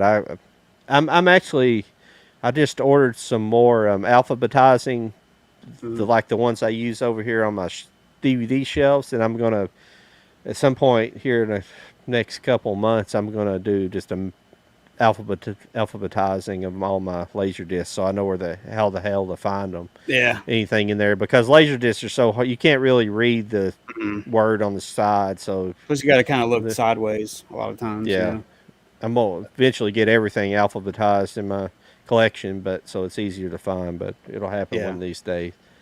Well, I thought that was But interesting because it had the Jaws edition similar to this um, signature series, but it's basically exactly what's on the DVD and Blu-ray. It's the same stuff. The documentary. That's um, the only thing different about it is it doesn't have the audio commentary from George Lucas, so it's just got the documentary on it. yeah, I've always liked Richard Dreyfuss myself. Oh yeah, he does look different, doesn't he? He almost I don't know, he looks he's kind of weird looking. You know what I mean? He looks older, but he's not older at that time, and he's a little chunkier, I think. Richard Dreyfuss, Yeah. yeah, maybe, yeah. He's just a lot younger, than we see. He feels actually to me, I think he feels younger than a lot younger than just a couple. Yeah, I mean, he obviously is younger than a couple years later, Yeah. but Yeah, yeah, it's he almost night and seems day. he feels a little bit older in Jaws. So Yeah, yeah. It's almost like night and day. I mean, he's wearing yeah, glasses in Jaws, and he's got the beard, and maybe that's what it is. He's clean shaven, I think, in yeah, American Graffiti. So yeah. I don't know. It's, Uh, but yeah, they oh yeah, but the Vespa, the Vespa that oh yeah, the Vespa crash in it yeah, yeah. That's funny. at the very beginning, like I always forget his name. I'm sorry, Charles Yeah, yeah. See, I can't remember his Charles name Charles either. Martin Smith. Charles Martin Okay. Smith. Yeah, and he See, plays. I think when they were filming that, man, he actually did that as a mistake, and he kept it in. I think because that looks too realistic. That crash, you know, you can really tell it gets away from him, and he just hits that building with it and gets off of it. It's funny. Well, that's what's interesting about it. He had never ridden a scooter or anything like that before doing the scene, so they let him practice with it for about an hour. And he had practiced. He wanted to do something. He wanted to do something. They wanted to do something kind of funny, so he was planning on doing something else. And like Vespas have a transmission, so you can shift up. Like they got two or three. They got like 3 or 4 gears. They Mm-hmm. shift. It's not like a spree where it's just like one gear. It's like Mm-hmm. they can shift. And he was going to go over a hump and like and then he's going to put it into third gear and then let it kind of pop into, shut itself off, pop it into gear real quick softly. If you know how it is when you're in like a high gear, it just kind of Yeah, dies, yeah, but he couldn't get it into third gear, and he it was stuck in first gear, and he's like, screw it, and then he let off of it, and it took off like a can. yeah, Because if you can see in the scene, he uses the scene, and you can see he just kind of like after they pointed it out, he kind of stands there just like kind of stunned for a second. Then he's like, nobody's calling cut, so he just goes into the scene. mm-hmm. He goes over and start talking to Ron Howard. So Yeah, yeah. I it mean, just it's it looked totally natural. It almost looks like a film flub, you know, like it got away from him and he crashed it, and they kept it in there or something. But I don't know. It looks that's a cool scene. I always like that. Yeah, he had to. He had to. That's the movie's full of that kind of stuff. After they, at the scene where I'm trying to think of his name. His name's like Frog. What's his? He's got a. I'm sorry, on here they don't have his nickname for some reason. They just got Terry, but he was like Terry the Toad or something. He had a weird Oh nickname. yeah. He has a weird nickname. I just watched it this morning and I forgot. Yeah, already, he tells that girl that ends up picking up, and she's the cruise with him. He was like, yeah, they call me that or something, and she was like, oh, you don't look like that. But I can't remember. Is it Terry the Toad? Yeah, I'm sorry. It's not on here for some reason. I don't know why. Because I thought his name should be this. It should be that. It's on there. That's stupid. But no, it's all right. But that's a good trivia question. But his I hope I've been missing your guys' comments down here. But there's another scene where he's at the liquor store trying to buy liquor for him and the girl. The girl's wanting to buy liquor, and he's in there, and the store gets robbed. So he runs outside, and they like film that scene over and over again because he kept catching the bottle, and it was perfect. And then like on one of the last takes, the guy throws it to him, and he almost misses it, and he catches it low, barely, and it almost hits the ground, and that's the scene that he uses. Yeah. And the girl that the blonde girl that he's with, she flubs a line somewheres, and he uses that, and she's like, I can't believe he used that. I flubbed my line in that, and that's he just wanted to get it very natural. Yeah, it was the Toad, John. That was his nickname, the Toad. Terry the Toad. Yeah. Okay. Yeah. And that's just this is like why I kind of consider American Graffiti like. I think it's better than Star Wars myself, at least on a directorial scale. Oh no, man, you're gonna be tarred and feathered for saying that. Yeah, I mean, I think it's his best movie to me because I don't think he just kind of quit directing movies after the Star Wars. I know he came back and did the prequels and everything, and I mean I love science fiction. I love science fiction probably better than comedy, but I mean it's just. There's so much innovation in it, and I just think he had a better head on his shoulders when he did this movie because when you look into the production of Star Wars, I mean, it was a mess whenever he was, whenever he was finishing up. His ex-wife actually went in, and his ex-wife and another guy actually had to go in and cut the movie because his cuts just weren't working. They just didn't work, and which sometimes that just happens. Sometimes it's better if you're exhausted from shooting a movie. You're exhausted from cutting over and over. I'm sure you get tired of looking at it, and a fresh set of eyes might be good. Yeah. So, yeah.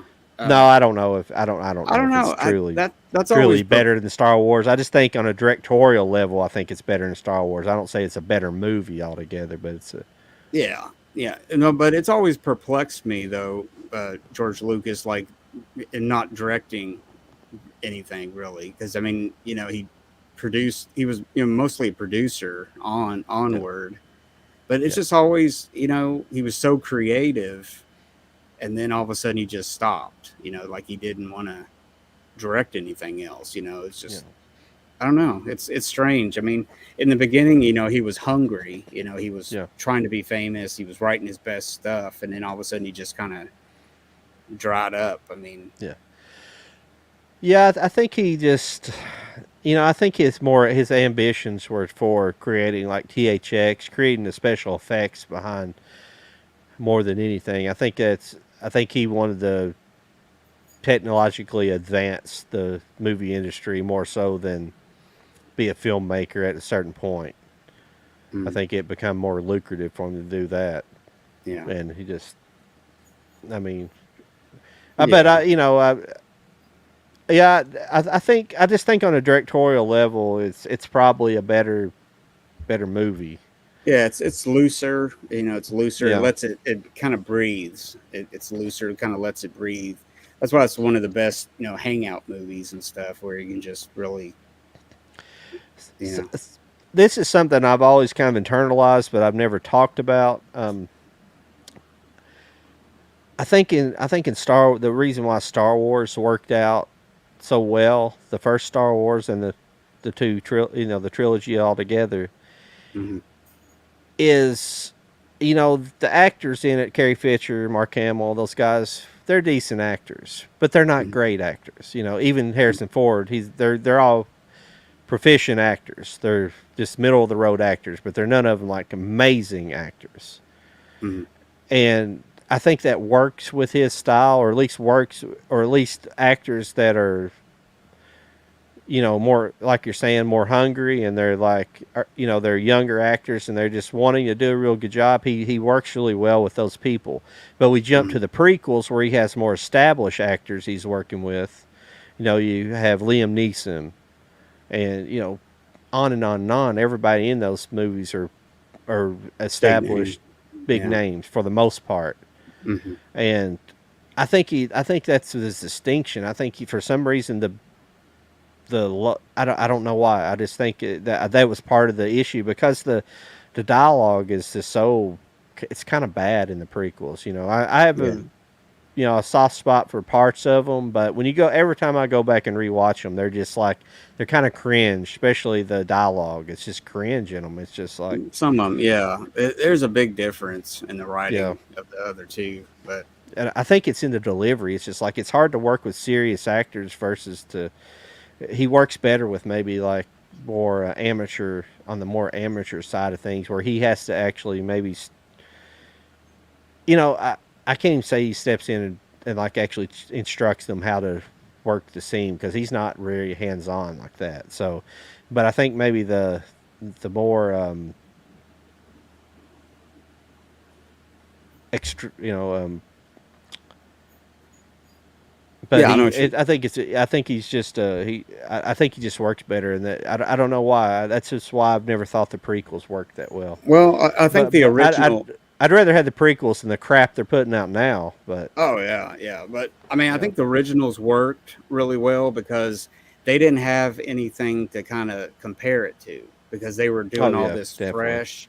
They had all the unknown new actors. They had a fresh script, a fresh ideal, and then by the time they do the prequels, they're trying to live up to the originals and they're trying to surpass what's already been done and there's so many, the fan base are wanting something and it's almost like they couldn't live up to that thing. Plus I don't know, maybe the times shifted a little bit and stuff, but yeah, it's kind of like catching lightning in a bottle or something. It's kind of like it is you can't repeat it. It is what it is, and that's why it's a classic. But yeah, I know what you mean though when you talking about the writing style, and it's I don't know, it's. I mean, I yes, like those prequels pretty good. I mean, I know the Phantom Menace gets crapped on a lot, but it's really not that bad. I think it's just the Jar Jar part that really gets yes, it. But I guess out of those, I really like yeah, the third one. I think I don't know, yeah, but yeah, I know what you're talking yeah, about. yes. Yeah, you're right. Dutch filmmaker. Yeah, I kind of generalized the trilogy earlier, and like he directed all three. But yeah, why am I forgetting what his name is right off the Oh, bat? I'm Irvin having a bad. Kershner. Irvin Kershner. Yes, Yeah. he directed. Yeah, Irvin Kershner was. What else did he direct before? He didn't direct anything real well known. It was I think he directed a movie with Donald Sutherland called the Needle. What was Eye the Needle or something Eye like of the that. Needle? Yeah, Yeah. yeah. Okay. Yeah. Yeah. He made that in like 78, 79 or something. And then I guess he did that in 80. Yeah. But he was a film instructor. I think. I think that's yeah, film instructor at USC. I think that's where Lucas met him. That's where Mm. he knew him from, and he asked him to come on and direct. Yeah. Oh But no! Wait a minute. Wait a minute. I got that mixed up, dude. The the Eye of the Needle was Return of the Jedi. His director, uh, Irvin Kershner. I can't think of what it is. Wait a minute. I have it over here. Let me grab it real quick. Okay. But yeah, it's. I'm thinking about Return of the Jedi. Richard Marquand. Yeah, I agree. Yeah, Yeah, he did. Yeah, the guy did Return Return of the Jedi, Return of the '83. Jedi. Yeah, Yeah, okay. this one was from '81. Eye of the Needle. Okay. Yeah, yeah. Yeah, but Yeah, that yeah, he did something. I can't think of what right yeah, off he top. but he was an excellent director. He's definitely the best of the three for sure. Mhm. As Oh far as the yeah. directing goes, Empire's definitely the best of those. Oh yeah. But It's my favorite, but man. that's pretty Hands down. universally accepted. That's a pretty much a universally accepted fact. But Yeah. generally, like in a generally in a play, the second act's the most interesting, anyways, Hmm. because the good guy usually loses in the second act, and then there's redemption in the third act. Yeah. You Yeah. build the character up in the first act, you tear him down in the second act, and then you build him back up. Hmm. Redemption in the third act, essentially. Yeah. So, It's like classic storytelling, you know. yeah, And I think that's part of the appeal, the appeal of it all, the storytelling, Plus, he had all that influence from Akira Kurosawa, with some of those yeah, movies. He kind of, yes, some of them, he kind of based it on. But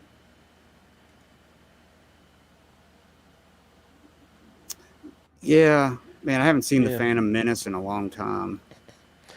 The action and stuff's good in those movies, and The score's good. yeah, and it's just the dialogue, and you know, you go back and watch Jar Jar, he's annoying, I guess, but that's kind of the problem where Lucas kind of went off the rails, wanting to try to please kids and had to have things in there with kids. I'm not saying you had to make rated R movies, but Hmm. you're just trying to get into just like making things that are.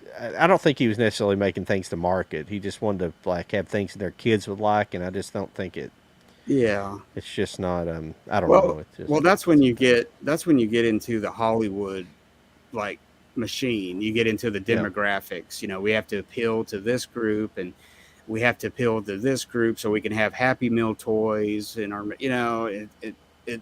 See, that's the big difference from the first Star Wars. It was looked at as just an independent movie kind of thing. Yeah, the problem with the prequel story. I know we're talking. Well, I guess we're in the realm of time. We can just we're in our free talk time now. So Yeah. we kind of usually try to keep our.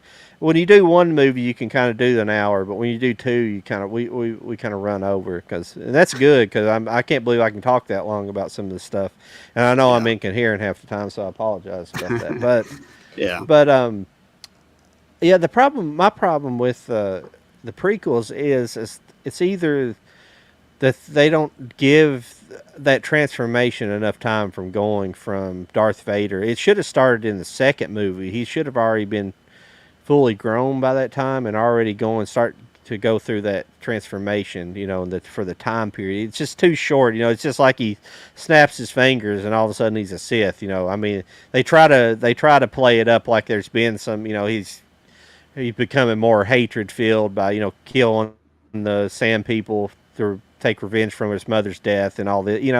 Hmm. But I just think that it's too shallow. I think that's too shallow of a plot. Of course, Yeah. you have the anime series that kind of does explore it a little more. But the Yeah. movie should have been. But this came way after the movie, so this should have been that was the Clone Wars series. Excuse me, but Yeah. I really there like the should Clone Wars series. yeah, but there should have been the transformation should have been more gradual and because it just when you do it quick, it just don't make any sense. Whenever you just you know Well, because that I mean and they I was go gonna ahead. say the actor they had to play, young Anakin, the older Anakin. I'm not really sure how much I really liked him as you know what I mean, like his acting style and stuff. Oh yeah, yeah, yeah. Well, I think I've seen some stuff in it. He's pretty good, but he's just not even good in that movie. His dialogue is just I mean yeah he's Hmm. see yeah I think that's where Lucas gets into like where he can't I don't know if he's lazy or he just don't want to like really get in there and direct, because sometimes you got a director, good directors, like not all directors, some people can verbalize this, but sometimes a director will get in there and be physical and I can actually say, hey, this is how I want it, and I want you to kind of do this Mhm. and that, and actually act out the scene on his own. There's a lot of directors. I think Billy Wilder would do that kind of stuff. Yeah. Get in there and like, really show him what he wants. If you can't explain it, I just don't see Lucas doing that. He's the kind of guy that sits back with his arms folded and yells action, and what happens because some of the scenes just feel like they're, it's completely the opposite of American Graffiti, where they run scene after scene till they got the perfect ones. There's just no way they Mhm. did that in that movie. It just feels like first takes, and it's just, and I don't know. It's just the Well, dialogue just doesn't work. I think at that point he had so much was riding on the new Star Wars after so many years, and I think there was so much probably coming at him from all angles. This has got to be this and got to be that, and I think the whole after all of that, the actors were kind of, some of the actors were wrong. Some of the script needed to probably be polished up a little bit, and some of that stuff was lacking. I think I you know I don't know. I think that's what really. I mean, I don't know. I kind of like the young Anakin at the beginning and stuff, but Yeah. as he gets older, I just don't. I mean, I don't know. It's. I think if I could take little parts from each one of those three and put them together, would be a really good movie. You take Yeah. the Mandalorian, Jango Fett from the second one, and you got you know some of the stuff. If they could just condensed it and made it a better movie, Yeah. taking some of those, I don't know. Yeah. It's there's. I think I was intrigued when they were coming out. I didn't really think much about them until I kind of started watching them again later on. But I was just more intrigued about some of the tie-in stuff, which are probably the kind of the cheap thrills of the movie. But kind of how they tied in like the old movies or technology or something. Hmm. How some of the backstory, some of that stuff was interesting. Hmm. Seeing how the clones were made and all that stuff. Some of that kind of stuff was all right, but Hmm. it just the dialogue's just terrible from scene to scene. Like I'm just thinking about the scene where Obi-Wan goes into the and he meets Boba Fett for the first time, Boba and Jango Fett, Jango Fett, yeah. and this dialogue's just the dialogue from the little kids just the acted kind of bad. The way he sings, he says something and then it's just cheesy. That some of the Yeah, they needed to. I don't know if that maybe it needed to be longer and that let some of the characters be more developed and stuff. I think it's a combination of a couple things. If you want to really be kind of nitpicky about it, but I don't know. It's kind of weird. It's funny because when my son discovered Star Wars through those three, like when he was about 5 or 6, he got into it and stuff. I yeah mean, later on, he realized they weren't the best ones, but see, it appealed to him because he was a little kid, and it had that appeal to little, more child friendly movies than the other ones or something. I don't know. So, yeah but yeah. yeah, I rewatched them a while back because I got that 4K set that came out. I don't know why I bought that set, but because of because it came with all the new ones and like hmm. Jesus.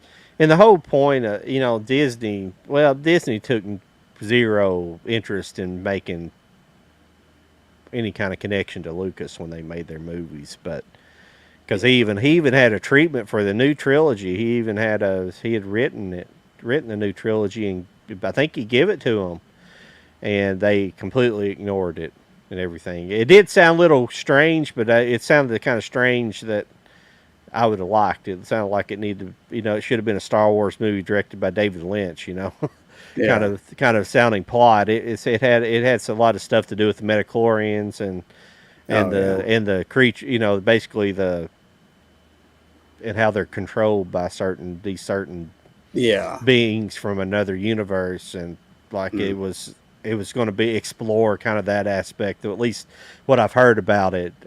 And it sounded fascinating to me. I thought that sounded really cool, and they basically just tried to reboot Star Wars for the new generation, and I just don't think they've accomplished their goal. They're just not, Yeah. they're just throwing together a movie and slapping a brand name on it, Well, and if you it's like, you're well, gonna if you like think it or not. Yeah, I mean, if you think about it, in 1977, when he made that movie, I mean, Hollywood really let the director and stuff be in control. So whatever he really wanted to say, he could get that out there, and there wasn't any backlash from the studio interference and stuff. And then, you know, you move fast forward to what 1999. I mean, a lot of stuff had Well, changed. I don't know though, but because did Fox actually give him money for to make those movies, or did he fund them himself? Because he funded Return of the Jedi and Empire Strikes Back himself. I He can't actually remember borrowed that. money from the bank, Yeah, I and think it see, was a because little he bit of always both. Yeah. because he prided himself on being independent, Mhm. so he probably funded them themselves. And Yeah. see, they were released by Fox. The Fox had the releasing rights, but I don't think they went put any money into the actual production. I don't know that for certain, but It's we can something find it like out. that. But Yeah, yeah, it's something like that. It's a little sketchy. I can't remember exactly, but yeah. because I know Empire Strikes Back for sure was he. I remember on the documentary them talking about how he took out loans. It's just a typical loan that gets taken out by a movie studio from a bank for the Mhm. movie, and he had a. But he was obviously they were all super successful, and there was no issues with it. But he had to do that. I mean, that could be because he had such a big stake in Star Wars because he made so much money off the merchandising and stuff, and I think the studio or something kind of missed out on some of that because he held on to the rights to Yeah, thanks for merchandising. joining, Eastwood. Yeah, Oh wow, yeah, it is 2:40 a.m. yeah, Yeah, yeah. Well, thanks for joining. I appreciate you stopping by, yeah, and listening hey, to both of us. you're also entered in the contest, so you might win. Yeah, So yeah. If you win, we'll send you a. Probably have a good chance of winning because there's just a few of you tonight. yeah, it's like yeah, you And got like what 3 to 4 odds or something like that. yeah, so we'll let you know if you win something. Cool. Oh, good. Well, everybody's leaving, so Yeah, it's late. It's late over on the other side of the pond. it's probably about the same time in where he's at. Yeah, I don't know if he's in Amsterdam or I didn't ask earlier. So I'm not 100% sure, but yeah, thanks guys for tuning in, stopping by tonight. yeah, good night. Yeah, yeah, I understand. Yeah, All we'll right, let you know if you got whoever wins. We'll let you know. It's going to cool. be expensive to across the pond, so Nah, it's not too bad. probably won't be awful. Nah. Yeah. Send to Mike if you get lucky. Okay. I have won before, so I don't know. I'm Okay. kind of lucky sometimes. Okay. Well, we'll talk about doing some kind of exchange in the future as well. So Yeah, I've never have talked to you much. I know Mike talks to you all the time, but I haven't yeah, been real active on YouTube here lately, other than doing my live streams. That's about all I've been doing. So I haven't been making videos or anything. So one of these days I'll get back into it. I just taking a break. yeah, Thanks for showing up, everybody. Everybody's been in the chat tonight. I appreciate it. yeah. That's really cool. Really cool. Yeah, thanks. Also, good, bad, and okay for stopping. I don't know if he's still Yeah, on here, but yeah. We've had several people in and out all night, so I don't know. We've done pretty good. But yeah. before it's kind of I think we're in the last 30 minutes before we do these spins and see who wins. So Okay. if you want to talk a little bit about what we picked up this week, Oh yeah. I, I do want to talk. Do want to tell you a little bit of the story behind why I'm giving these two away. I'm giving the double identity away and this Sun Man away, and the reason why I'm doing that is because these were both Amazon screw ups. Both got them both during the week because I actually ordered this. I ordered the double indemnity 4K Oh, Criterion, and when I got it in, they sent me both of them, but only charged me for one. I got a Blu-ray and the 4K, oh wow. and I don't know what happened. So I went back and checked, and it said quantity one, and I didn't. It didn't appear I was charged for both of them, and this in Sunman is even funnier because I didn't even pre-order Sunman. I already had got Sunman from Big Bad Toys. I Mhm. pre-ordered it from Big Bad Toys, but never ordered it from Amazon. I never put the order in because it wasn't available until about the same time I got it from Big Bad Toys. So Hmm. I it just showed up. I don't know. It's like a phantom. So I went back to my list and see if I'd ordered it, and I didn't. It just That's showed cool up. though. So I was like, Yeah. screw them. I just like when they do that, I'm like, screw them.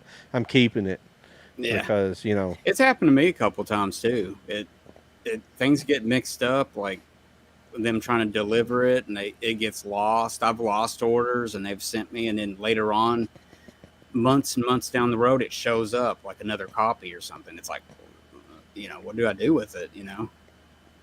Send it back. okay.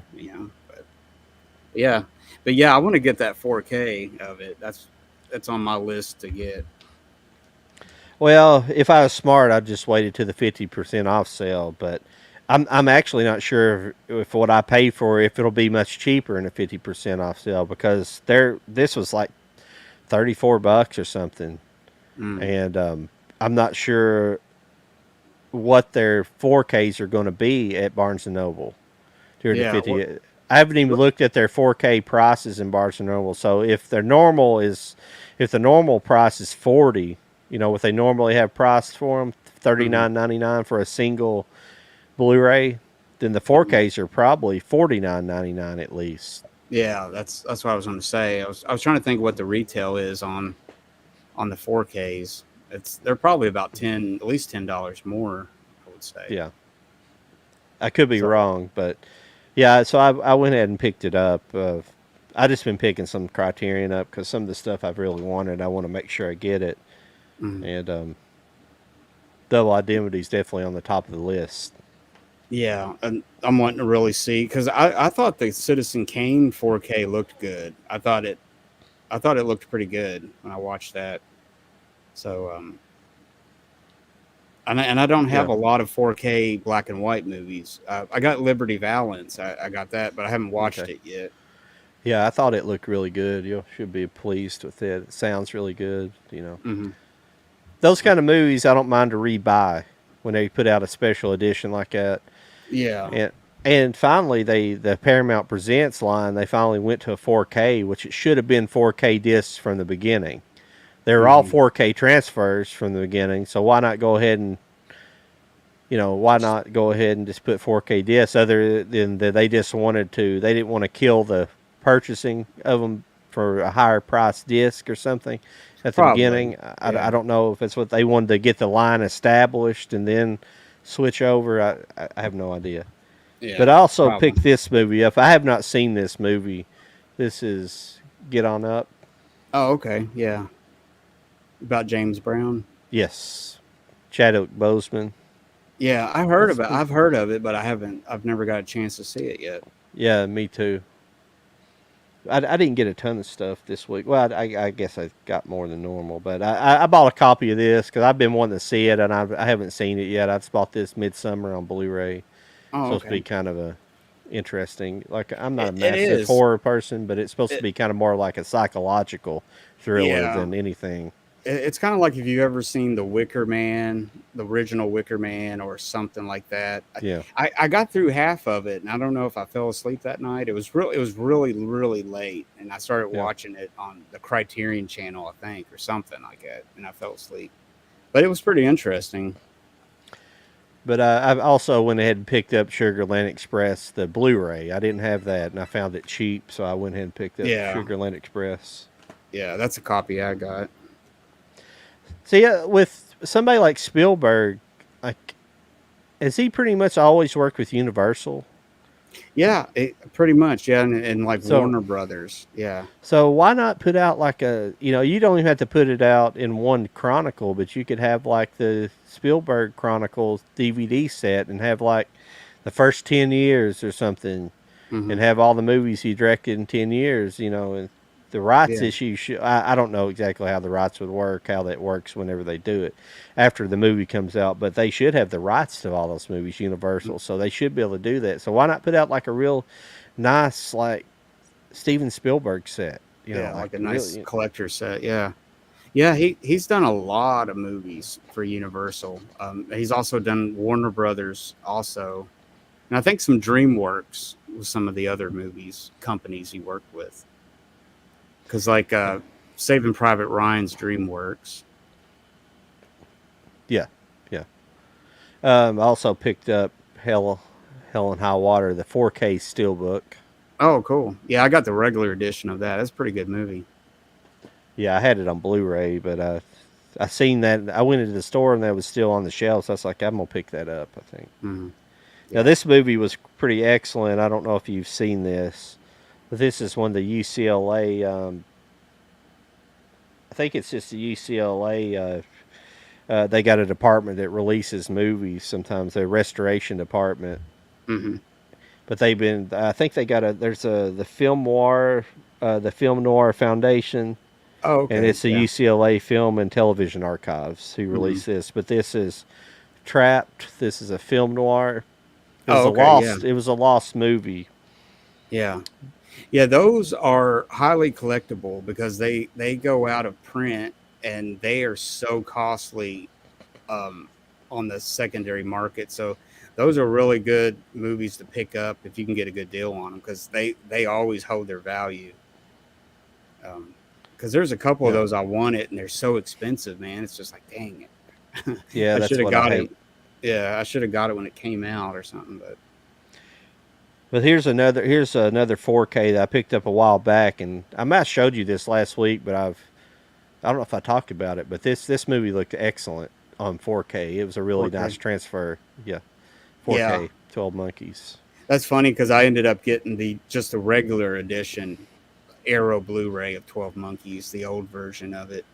Um, it came with a deal, like you bought a movie and he was selling other copies with it, and it came with it. So because I bought the Slaughterhouse Five and he was selling that with it, and I pretty much got it for like $10, so it was pretty cheap. Oh, okay, never mind. I already had that one up. Sorry. But other than that, that's all the Blu-rays and 4Ks I got. I picked up. I don't know if you remember that show, The Increasingly Poor Decisions of Todd Margaret. It has Yeah. David Cross in it. Came Oh out yeah. several years ago. David Cross, he's kind of, his politics are a little bit out there, but this show was funny. I always thought it was Yeah. really funny. I I just really have, liked him on Mr. Show. I always liked him on that. yeah, he was great on Arrested Development as well. Yeah. He was real funny on that one. And the last thing is another DVD set. This is the Richard Fleischer. It's a noir set. And after I got it, I didn't realize it when I ordered it. I think it's like a Spanish. It's like a Spanish set because it's got the bodyguard, and then everything else is Vin Trusted Me, and it's all like Spanish, I believe. Or maybe I'm wrong. I hope it's not Italian because I can get that mixed up. But sorry about that. It's just the Richard Fleischer noir set. Huh. That's pretty cool. And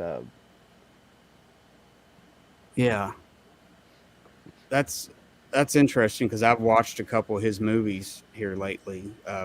yeah, Well, no, it was in my Kirk Douglas video that I just put out. He did 20,000 Leagues Under the Sea and that other Kirk Douglas movie, Richard Fleischer. yeah. He made the one I just showed you back here, Trapped. Trap, too. Yeah, yeah. Yeah, Yeah, yeah, he was a pretty interesting director. He did all kinds of different genres and stuff, and he was yeah. kind of unsung director, you know. Yeah, I Um, think during this era, that's when he was making all his noir movies. They were like supposed to be some pretty good stuff. That's why I picked this up. I don't know why they're I don't know why there's some of them in Spanish like this. Well, I'll find out when I take a look at it. I can't remember which movie I actually bought this for. Maybe The Bodyguard or something. I can't remember. It was one of them, but it came up. This set came up, and it was fairly cheap. So I was like, I'll pick it up. Yeah, sometimes those are really good. I mean, as long as you got like an English audio track and stuff, then you're good to go. Because a lot of times they look really good. European prints usually look, Yeah. especially if it's a German print or something, they usually look great. Um, Yep. let's see, I didn't get a whole lot of stuff. I kind of got some. I picked up some DVDs. This was something I've been trying to get for a long time, and I got this old Midnight Movies edition of the Wild Angels with Peter Oh wow. Fonda, and it's a Roger Corman movie. Oh yeah, yeah, definitely. It, one of those biker movies that it's got a Uh, lot of younger people like Bruce Dern and people like that in it. yeah, Um, I love those. I tried to collect a lot of the double feature ones that when I at one time mhm. I was collecting them, and I haven't ran into them lately. Yeah, I love them because it's got all those Vincent Price ones and a lot of the early sci-fi and stuff like that. And I picked this up. This is something I've been wanting to get because I really like Jean Tierney. I think she's really pretty. I got the Ghost and Mrs. Muir. Yeah, It's just a basic DVD. Uh, it's pretty cool. Joseph Mankiewicz movie. Okay. Then I got this other. This is a Warner Archive edition of The World, the Flesh, and the Devil. It's a movie basically about the end of the world, and these are like the last three survivors or something, and they're trying to get together. It's highly rated, um, so it's kind of Sounds pretty interesting. good. Yeah, and it wasn't very much, so I picked that up, and then I got Disco Godfather, so I could put in that set, finish off the Excellent. yeah, and that's got some cool extras on it. Let's see, what else did I get? Now this is a movie with Yul Brynner. It's a western based on a Louis L'Amour novel. It's called Catlow. That looks cool. Yeah, it's got Leonard Nimoy and people like that. I'm not really sure. It's like I haven't really heard of it though, but it's got some good stuff going for it, and it wasn't very much, so I got that. Of course, I got the two new Kino Sergio Leone movies. I think I showed those last week. Yeah, Uh, I haven't got any of those so far. I was kind of waiting to hoping, kind of holding out to get a whole set together, but yeah, to get I don't know those if they'll set. do it, or I don't know if they'll do it or not. Yeah. They make too much money on it. The problem is that you make more money whenever you separate them.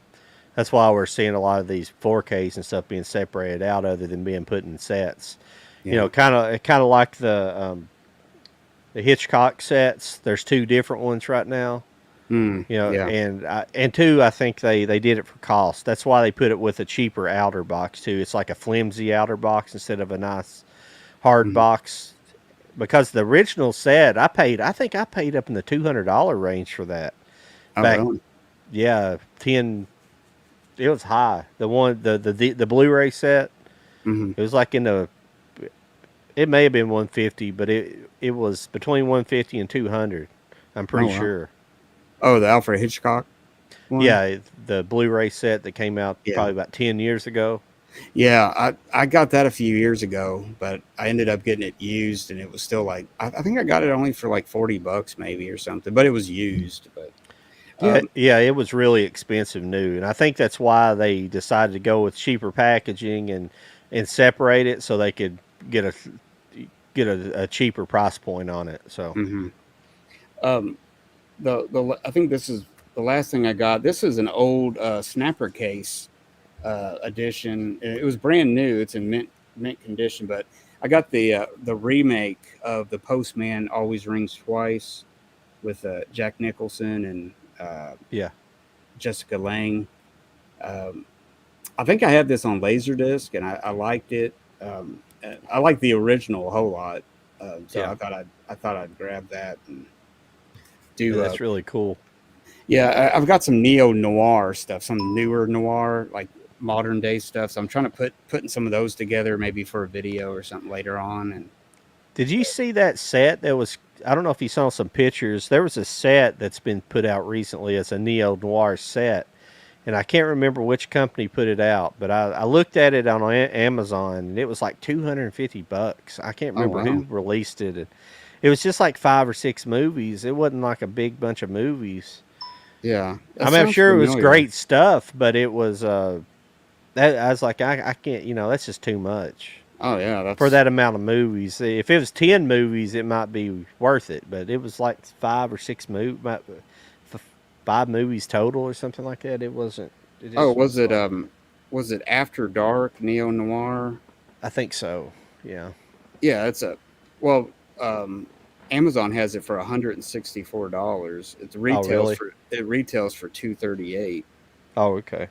So Yeah, they, that might be the one you're talking about. It looks yeah, cool though. it was more expensive a couple last week sometime when I looked at it. It was like 250 or something like that, or it was Hmm. something crazy. I was like, yeah, that sounds more realistic. That price, 160. I'm sure if you got it directly from the company, it would have been probably around that price point Yeah, as well. I've been here lately checking some other sites out, like uh, what do you call it? What's that one place? Overstocked or something. Well, yeah, and there's a Yeah. deepdiscount.com, and then Diabolic DVD has a lot of good deals, and what's that one? Hamilton Books. Oh yeah, Um, yeah, yeah. yeah, I got Hamilton's a good one. yeah. They just don't have like all the companies. They have what's really cool about it is the Olive Films that they carry all those, and they're really cheap. They're cheaper than Amazon because the Olive Films ones, they're always Yeah, high price, man, and they're always yeah, valuable. They hold their value real good when you sell them.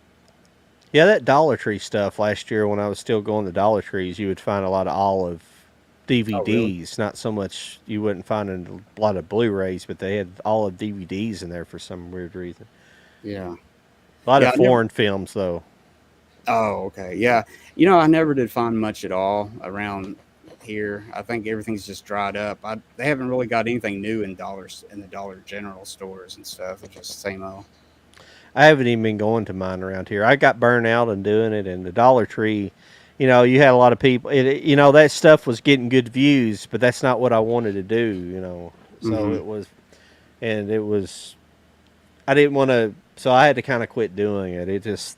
I wasn't interested in it. At all my stores around here, for the most part, if you weren't getting like that backdoor deal, like a lot of people do, they know somebody, and then they get to go in the back room and pick through. Everything seemed picked through by the time I was Yeah. getting to most places, and wasn't getting very many. I was loading up on a bunch of crappy DVDs that ended up getting boxed up. I've literally got a bunch of them. I just boxed them up so I could get them, set them Yeah. aside for the time being until I have a place to put them. Yeah. Well, that's me, man. It's like I would end up going in there and I would be really picky because it's like, man, I don't want to buy. It would make a great video to pick up like 10 videos or something, but I was just like, man, I will not watch this. You know, it looks Yeah. interesting, but I don't want. You know what I mean? You kind of like on the fence about it, so I don't know. But Yeah. yeah, you're right. I mean, they get a lot of looks, they get a lot of views and stuff like that, but I don't know. People like it if those filth, those like shopping type videos. I think people like watching other people buy stuff. I think that's why that stuff does good. I think so. Yeah, yeah. I mean, and They do. and the same thing with the Barnes and Noble Criterion Sale videos. Those usually do really good. Yeah, yours did real good last year, didn't it? Yeah, I had one that had over 1,000 views, like something. So I was like, I'll take that, sure. Every now and then, YouTube's algorithm will, you know, give you a good good fair shake, but most of the time it just keeps the small channels down. Like I had one back in around Christmas time. No, it was around Thanksgiving. Excuse me, last year Hmm. that did real well. It was that review for Citizen Kane. Oh, okay. That 4K review I did, that unboxing and 4K review.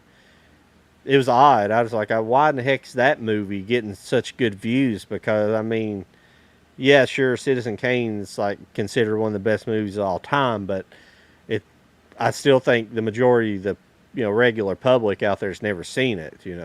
Yeah. That's Well, more of a probably what it was because it was just released on Criterion, and everybody's like kind of looking up, see what people say about it, probably, and yeah, kind of got in that algorithm, like you said, kind of got yeah, on, rode the wave out.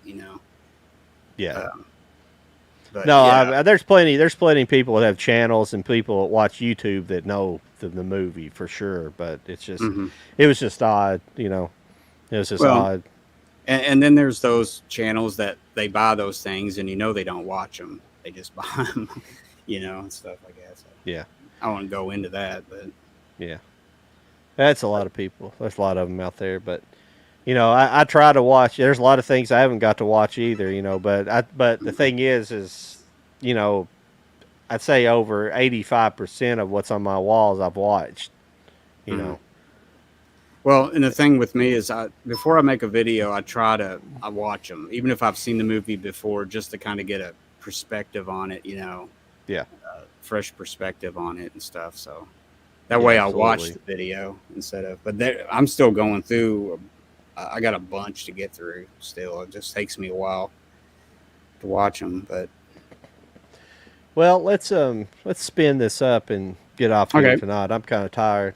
I don't know about yeah, I'm you. kind of wore out myself. And I'm gonna go see that movie. I'm gonna go see that Everywhere, Anywhere, All at Once movie tomorrow. And Oh, okay. yeah, I think I'm gonna try to go check that out. We don't really have a big wheel. We've had quite a few people in and out tonight, it looked like, but hmm we weren't getting a lot of interaction just with a couple of people. So I was watching the counter go on and off all night, so we didn't have it too bad. And our last video, like it actually, I know the people listening don't really want to hear us talk about the stuff like that, but our last video ended up doing decent views. It hmm jumped up real, it was like real slow, and then all of a sudden the last couple of days it jumped up. I don't Hmm. know. It's up to like over 40 views now. I know that's not very many in the world, but it was like only at 5 or 6 views the night we we did it last week. Yeah. So, and it jumped Well, up, a lot. So that's pretty yeah. good. It's got to find that right audience. Yeah. But We'll get there. yeah, We're I still have fun. I still have fun doing it, man. It's just well, the shoot. more fun we have doing it, the more people get into watching us. That's Yeah. why I try not to be too stiff. I'm kind of stiff at the very beginning when I'm talking, and I finally loosen up and kind of start. hmm When I loosen up, my thought process is much better. When I'm Yeah. tensed up, I forget everything, and Yeah. I'm the same way. I really liked when we had GCAP on. I thought that was cool having a third person to kind of bounce, some ideals and questions off of. I yeah, thought that, and I think that did pretty good. Also, yeah. that episode. Um, Well, I'm not a really great host, so when you have a third person, it keeps the conversation going. So I'm yeah. not as I'm not a I don't have the gift of gab so much, so I just kind of do what I can do and keep going. And when you're kind of producing stuff too, it's not really producing, but whenever you're running the stuff and kind of keep up with everything, Yeah. you gotta get an intermittent kind of thing. You gotta watch over this, and with a hmm third person, you can kind of sit back a little bit and let the other people talk while you're taking care of some of the business. And then you can chime in. It works better like that sometimes. Yeah, I think that's why Cult of Collectors works pretty good, because you're back kind of manning the Hmm. ship a little bit, watching the questions, and everybody else is kind of. So Yeah, it, Charlie's got pretty decent conversation skills, so yeah, he's a good he's got host. good. So he's a good person that kind of leads that show for the most part. Yeah, yeah. I try to think of maybe some people to ask them if they want to pop in, and I'm actually going to ask Charlie. I keep forgetting to send him a text message there, and I'm yeah, going to ask Charlie to do the Independence Day with us. I think Okay, he would yeah, like that. He likes like the '90s movies and stuff. I think he would enjoy that if you yeah, don't yeah. mind That's a doing good that. idea. I mean, we can have somebody else as well. We can have we can have another person if there's somebody you have in mind. We don't have to just have one guest. We can have multiple guests. Yeah, yeah. I don't know. I guess depending on what we're going to talk about, and maybe match that up with somebody that is kind of up their alley. Maybe they'll want to do it. Uh, Okay, let's see here. We'll I guess we'll spin the Sun Man first. See who wins him.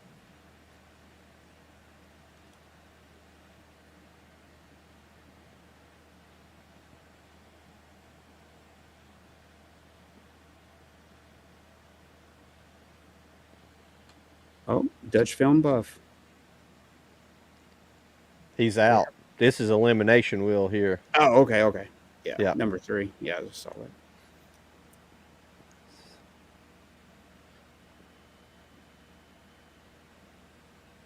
See who the winner is. Well, who's the winner? Looks It's like like you're getting a Carlo. Sun Man. You're getting Sun Man for sure. Yeah, I can pass it on to him. Okay. Is that what he's talking about? Do you have like some? Do you want me to Yeah, send it to you, or it don't yeah. matter? I can send it to. I can send it to him as well. So Well, it's I not a big. just literally just this morning sent off a package to him because the past couple months I've been getting a couple things for him, so I can put it in the box for the next time we ship out, Okay, we'll probably in do a couple that. months. Yeah, Okay.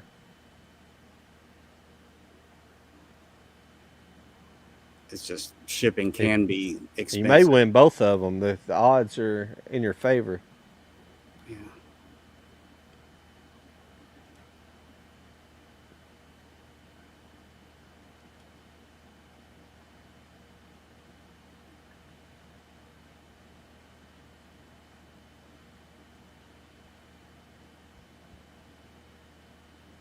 Nope. Hmm. But he won the Sun Man, and looks like Eastwood for, or excuse me, Dutch film buff. You are our Dutch film buff. You are our winner of the double indemnity Cool. Blu-ray Criterion. So I'll. Do you talk to him? Has he got an Instagram? Uh, I don't know. Maybe I think I can get well. Me or you could get a hold of. I can get in touch with Carlos. He probably knows. I'll Uh, look it up here, and yeah. I'll look it up here in a minute after we get off the air here, and I'll get in touch with him somehow. If Yeah. not, you can. I'll tell you if I can't get a hold of him, you can get a hold of Carlos. Okay. Yeah. Sometimes I wish YouTube still had messaging, on there. So Yeah, yeah. Well, everybody, I guess this comes to the end of another program, and I appreciate everybody for stopping by. The reason why I usually don't say like, share, and subscribe throughout throughout our chat is just mainly because Mike's here and this is my channel, but I kind of feel weird because it's not. But you need to make sure and go to like, share, and subscribe to both of our channels at Mike Dag at Mike's Blu-rays and DVDs, and I'm at Low IQ Media on Instagram and on YouTube, and the same for Mike. mm, So we appreciate you guys stopping by, yeah. and Yeah. Had a good time. and you can always look forward to the giveaways whenever Amazon sends me mistakes. Yeah. I need to just buy stuff every now and then and give away every 5 or so streams Yeah. or something, and I got a small stack of stuff that I need to do something with it because I've either got doubles or something. Maybe we can incorporate it into the show somehow and give them away or something because it'd be yeah. a good thing. Yeah, we got to watch everything because things keep getting more and more expensive on shipping. But I don't mind to ship these to these people, Yeah. at all. So I mean, because these are film lovers, and I wish. Well, it doesn't matter, but Some Men should be cool. I don't know. You can ask him if he wants it or not, and if he doesn't, he doesn't have to take it. But if he does, I don't care to ship it to him because Okay. it's not very heavy, Mm-mm. and maybe I'll talk to him and see if we can. But other than that, I'll probably just send it to you so you can put it in with your box to send. Yeah. So Yeah, I can do that. I might have to start talking to him and start doing that with him, doing some exchanges. I need to get back doing some videos anyway, so I don't know. Yeah. Yeah. I usually pick up some videos here that they can't get over in the UK very easily, like some of the Kinos and some of the, what do you Yeah. call it? Uh, what's that one company? Arrow or No, not uh, Arrow. the arrow's over there, isn't it? Yeah. Yeah, Arrow's over there. What is But it? Shout Shout. or something. Yeah, Shout Factory, Scream Factory. A lot of those are Yeah. hard to get over there. So Yeah. Yeah, I agree. Well, everybody, thanks for showing up, and we'll be back probably next week. We'll see. yeah, I'm gonna It let is, you know what movie we'll do next week and so yeah, forth. just watch the Instagram for, next week's flyer. I think it's my choice next week. These were Mike's choices this week, so Yeah, you're I, up next. I think we'll. I don't know if we'll do a double feature next week or just a single movie, but we'll probably do another car movie eventually because there's at least another car movie double feature in our for summer movies. So we'll probably do a single movie next week, and it won't be a car movie. So we'll I'll try to come up with something good. But I look forward to. I'm not sure. We hadn't decided when we're going to do the 4th of July show. It'll probably be the week before, or the week after, one of the two, depending Mhm. on Mike's schedule. I mean, personally, I could do it on the 4th, but I know Mike has, family obligations. So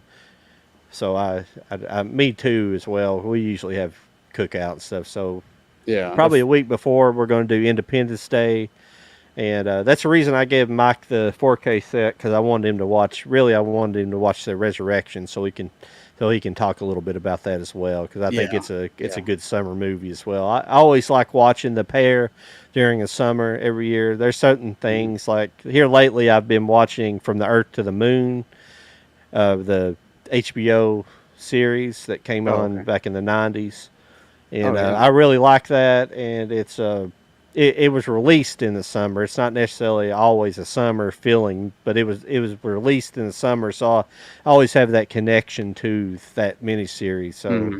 I enjoy watching it. So Yeah, yeah, that's about it for this week. I yeah. keep blabbering on, but Well, no, I think the fourth falls on a Monday this year. Um, so I guess we if we did it the June 30th, the last day of the month of this month, okay, that would be just a few days before the fourth. That would probably work. okay, all right, sounds good. Yeah. So I look forward to that, you guys, and we'll be doing some movies in between. And we try to make these a weekly thing, and sometimes we might skip a week here and there if we're busy. Or Yeah. Yeah. don't feel like doing them. So, but for the most part, we've been trying to do more shows on Cinerama 60 because we enjoy talking about these old movies, and Hmm. and we like breaking them down. And it really, we don't. Sometimes we just talk about the special things about the movies and not even about the plot about the movie. Like tonight, I don't think we really talked about the linear plot of the movies and got Yeah. into that. We just talked about the little interesting things, and that's what I like doing, and I hope Yeah. everybody Little else does that tidbits. too. Yeah. Yeah. Yeah. It's Well, I all keep fun. going on and on and on, and But sorry, I yeah. keep keep cutting Mike off. So go ahead. No, Sorry. I'm just agreeing with you, man. Totally. It's like, Yeah. yeah, we talk about the tidbits and the little, what do you call it? Little, by the way, this little factoid, Yeah, and stuff like that. trivia facts, and Yeah. just little behind the scenes notations, things that you learn in documentaries and things like that. I enjoy the documentaries with film, so Mhm. that's why I'm glad with when these movies come with them. So Yeah. So yeah, if you haven't ever seen Duel or something, pick up Duel. You can yeah, find it probably for like $5 on Amazon. It's definitely a great pickup. And yeah, same thing with American Graffiti. If you've never seen it, check it out because yeah, they're two classics. absolutely. Two great movies from two filmmakers on the rise. We'll Mm-hmm. and with that, I think we're going to get out of here. I will talk to you guys later. See you later, Mike, and All right. I guess we're out of here. Yep. Adios.